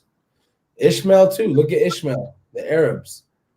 They're very violent people. They were the firstborn of Abraham. You understand? But the blessing didn't go to them. When I look at Esau and Ishmael, the white man and the Arabs, I look at them as two firstborn sons that didn't get the blessing as they thought they would. So now they just wage wars. You understand? They just they attack, they oppress, they enslave, and a lot of it to the nation of Israel because they're so mad they didn't get what they wanted. You understand? All right, read that verse one more time. And they shall no more be a prey to the heathen, neither shall the beasts of the land devour them, but they shall dwell safely, and none shall make them afraid. And none will make us afraid. All right, we'll be on top. We will control. All right, Israel. We will be the government of the world. You understand? We'll make the rules. All right, Christ being our king. This will be a dictatorship. This won't be okay. Well, the other nations are going to vote. We're all going to take a vote. Who we want in charge? Who's going to rule? What rules will be put in place? None of that's going to happen in the kingdom of heaven. You understand? We're all going to be the government. Christ is going to be our king, and God will be, of course, in charge of us all. All right, and none will make us afraid.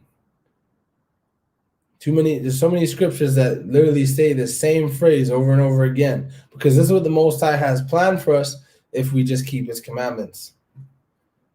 All right, Officer Shayuan, did you fix the problem?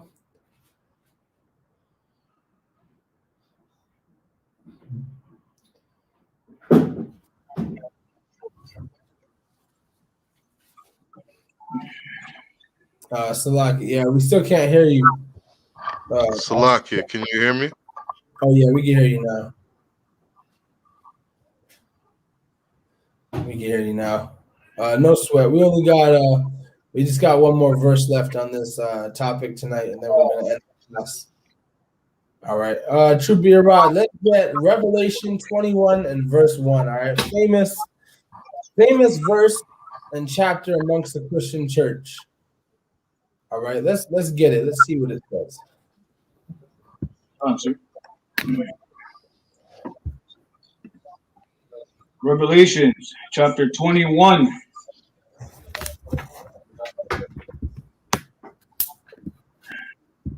And verse 21.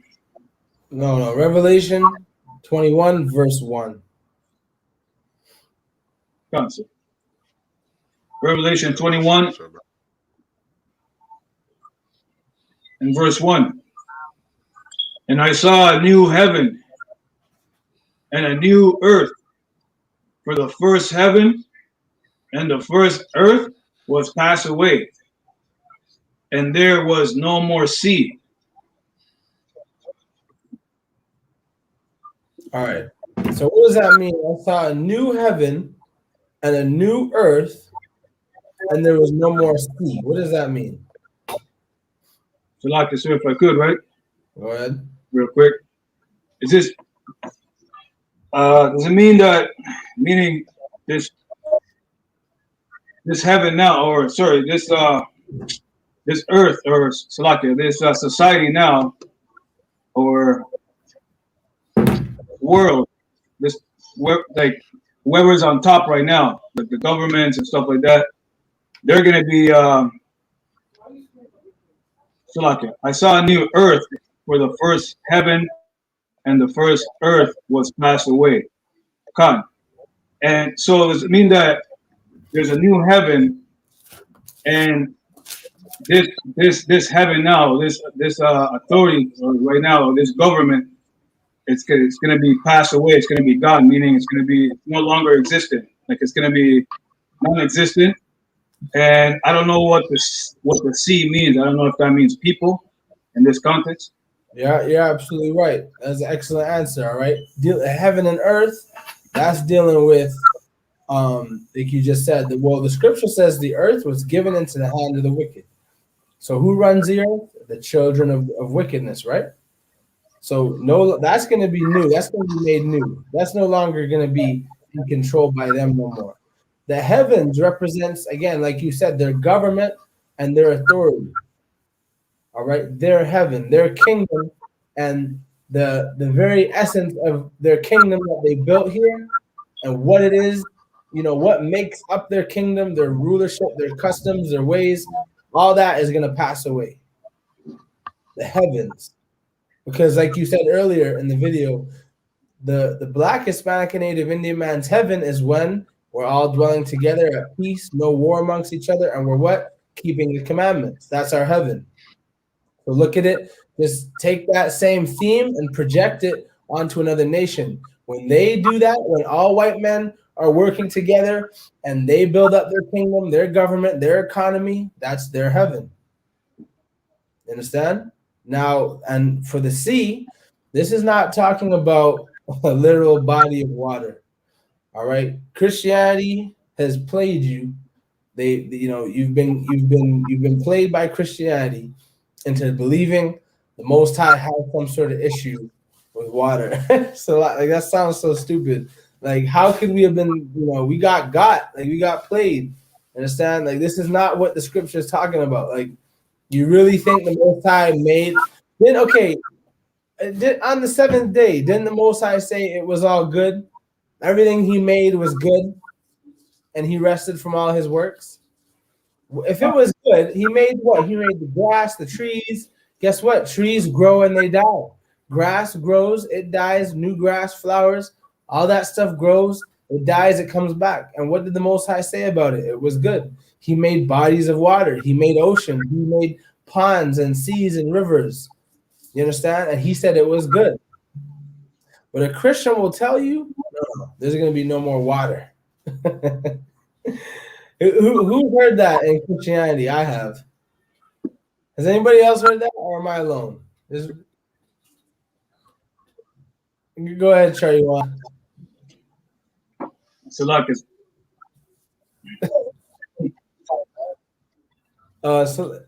Salaki, we can't hear you very good. We heard you before, though. Maybe Mike's giving an issue. No sweat, no sweat. What did you say, Super Rod? You have your hand raised? Yeah, Salakas, sir. Yeah, I heard it, sir, and that was their attempt of breaking down Revelation. They said the Most High was going to take away the actual sea. The whole earth was going to be gone, sir. Right. I forgot about that. They basically wrap it up by saying, well, it's not just the sea, it's because the whole world is going to explode, and that includes the water, because the earth needs to be made new. Yeah, that's crazy. See, so this is why you need real priests and prophets of God to explain to you what this means. This is not. You also don't want to take it too far the other way too. Does this mean there'll be no more people on the earth? No, that's not what that means. What did it just get done saying? The heavens and the earth will be new, and there'll be no more sea. There was no more sea. There was no more multitudes of nations to take over the earth. You understand? To inhabit the earth and to rule it. This is the spirit of the verse. This is the meaning of what the verse is trying to explain to you. The multitude of the nations that have oppressed us and the world and each other, there'll be no more of that. The sea will be no more. The people will be no more. They'll all be subject to Yahawashi. They'll all be subject to the 12 tribes of Israel. Does everybody understand? Okay. All right, keep reading.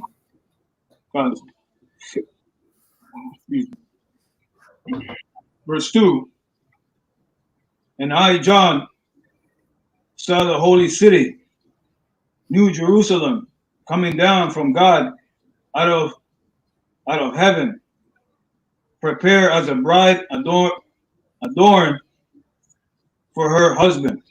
Now, this is our job as priests and prophets. We got to give the correct understanding. Now, in Christianity, we were taught there will be a golden city that floats down from the sky and lands, whether I don't know if it's going to cover the whole earth or it's going to cover a portion of the earth or how big it is. Listen, listen, it gets so crazy. I literally heard some people say, the earth is flat because if it's a sphere, how is the city going to fall on the whole earth if the earth is a sphere? Are you guys hearing what I'm saying? Did you hear what I just said? Like, that stuff is laughable, man. Like, you can get a good kick out of that. Like, they could not reconcile this verse with reality because the earth is a sphere, it's a globe.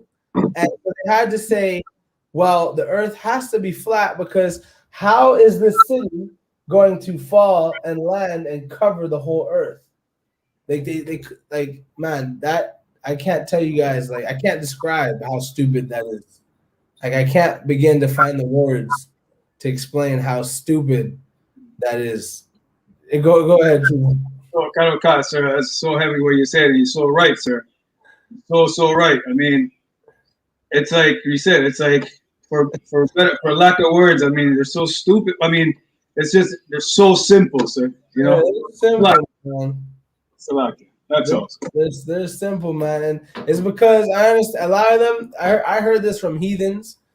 All right, they don't understand the Bible because it's not their history book. They don't need to understand it. They shouldn't have even picked it up in the beginning. They should have asked the priests and prophets to, can you break this down for us? But they were too busy whipping our backs and using our labor, right? So, what's this saying? This is saying, and I John saw the holy city. All right, New Jerusalem, coming down from God. What does this mean? When God gives you something, does it fall out of the sky all the time? No. When the Most High gives you a rib, did you watch her fall through the sky into your lap? No, you didn't. When he gives you a child, did that happen? No. When he gives you a plate of food at night and you thank him, did it fall out of the sky? No, it did not. All right. So when it says the new city coming from God out of heaven, automatically, because our Christian minds, we think, well, it's got to come from up and fall down, because they just, for some reason, that's just the impression we've been given on how God works. You understand? Salakia.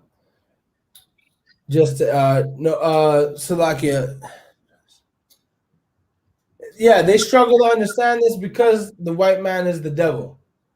Understand why? Because the white man is the devil, because they've taught a lie about what this verse is really meaning, what it really means, what it's saying.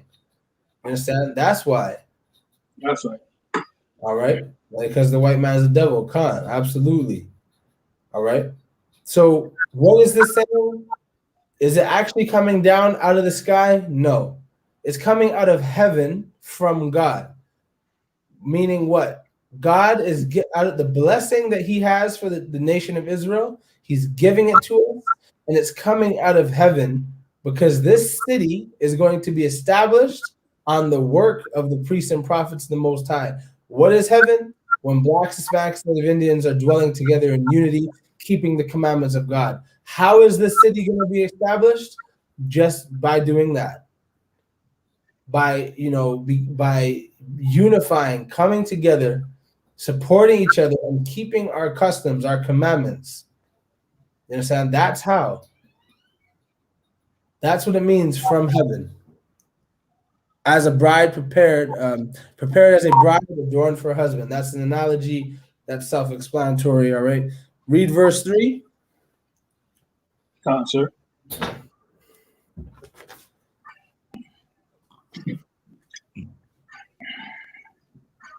Verse 3. And I heard a great voice. Excuse me. And I heard a great voice out of heaven saying, behold, the tabernacle of God is with men, and he dwelleth with them. Mm-hmm. It shall be his people, and God himself shall be with them and be their God. Read verse 4. Answer. Verse 4. And God shall wipe away all tears from their eyes, and there shall be no more death, neither sorrow nor crying, neither shall there be any more pain, for the former things are passed away. Here's heaven right here. Here's Israel dwelling safely, wrapped up in a verse, man. In a verse. God will wipe away our tears. As a nation, we've shed enough tears and enough blood over the oppression of the devil that the Bible speaks of. I'll just say that. You understand? Right. We've done enough crying and bloodshed and tears of that. We've done enough of that. So God is going to wipe away our tears. All right? And there'll be no more death. Is this talking about literal death? No. This is not talking about literal dying. You understand? This is talking about spiritual death from the curses that we go through as a nation. All right?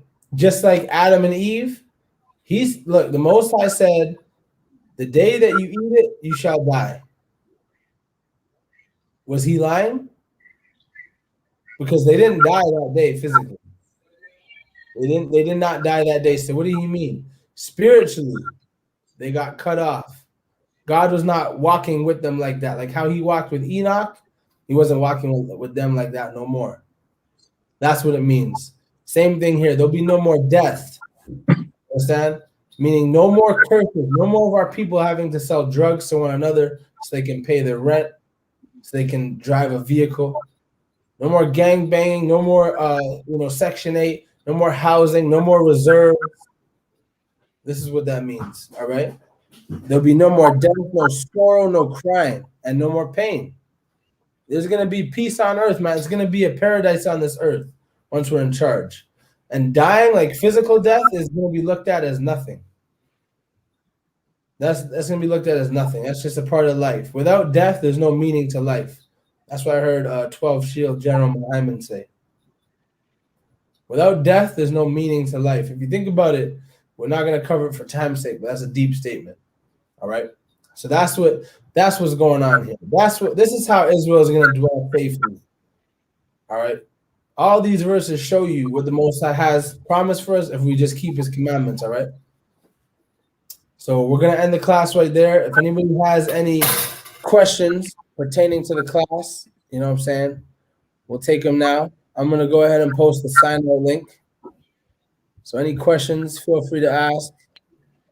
I'm going to go ahead and post these. Then we're going to get out of here.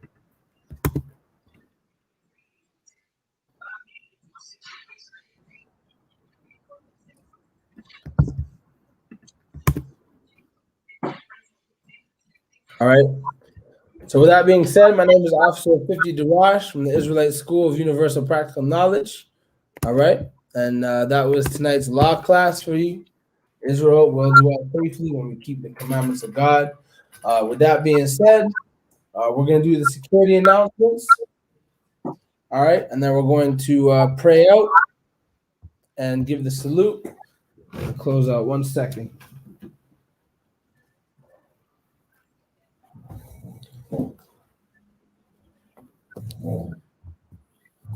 All right, so I'm going to give the security announcements. All right. These are the I.S.U.P.K security announcements. We are the I.S.U.P.K started at 1 West, 125th Street, Harlem, New York. Rule for new brother and sister. When a new brother and sister comes into the school, they're off limits for 6 months. They're to be saluted only. They're here to shed themselves of the world. If they need transportation, a teacher will arrange it. After 6 months, if a brother or sister has an interest in a particular person, he or she must get permission from the head to speak to a brother or sister. There's another 6 months in which the brother and sister will court each other. After the 6 month period, the brother and sister will get permission from the head to marry. Tithes, which is a commandment, Numbers 18:21, Malachi chapter 3, verse 8 to 10, means tenth in the Hebrew, ma'ashara, 10% of every penny of any increase the Lord gives you, give to the treasury department or teacher.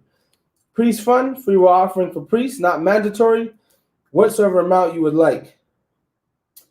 Upcoming holy convocations. The next holy convocation is the Feast of Purim. All right. The Feast of Purim is the 14th day and the 15th day of the 12th month. In Esau's calendar, that's Thursday, February 25th, and Friday, February 26th of the year 2021. You can find that in Esther chapter 9, verse 20 to verse 31. That's coming up this week, Akim. So speak with Officer Zabadja, who's the head of the Feast Day Department, and check up in with him, all right?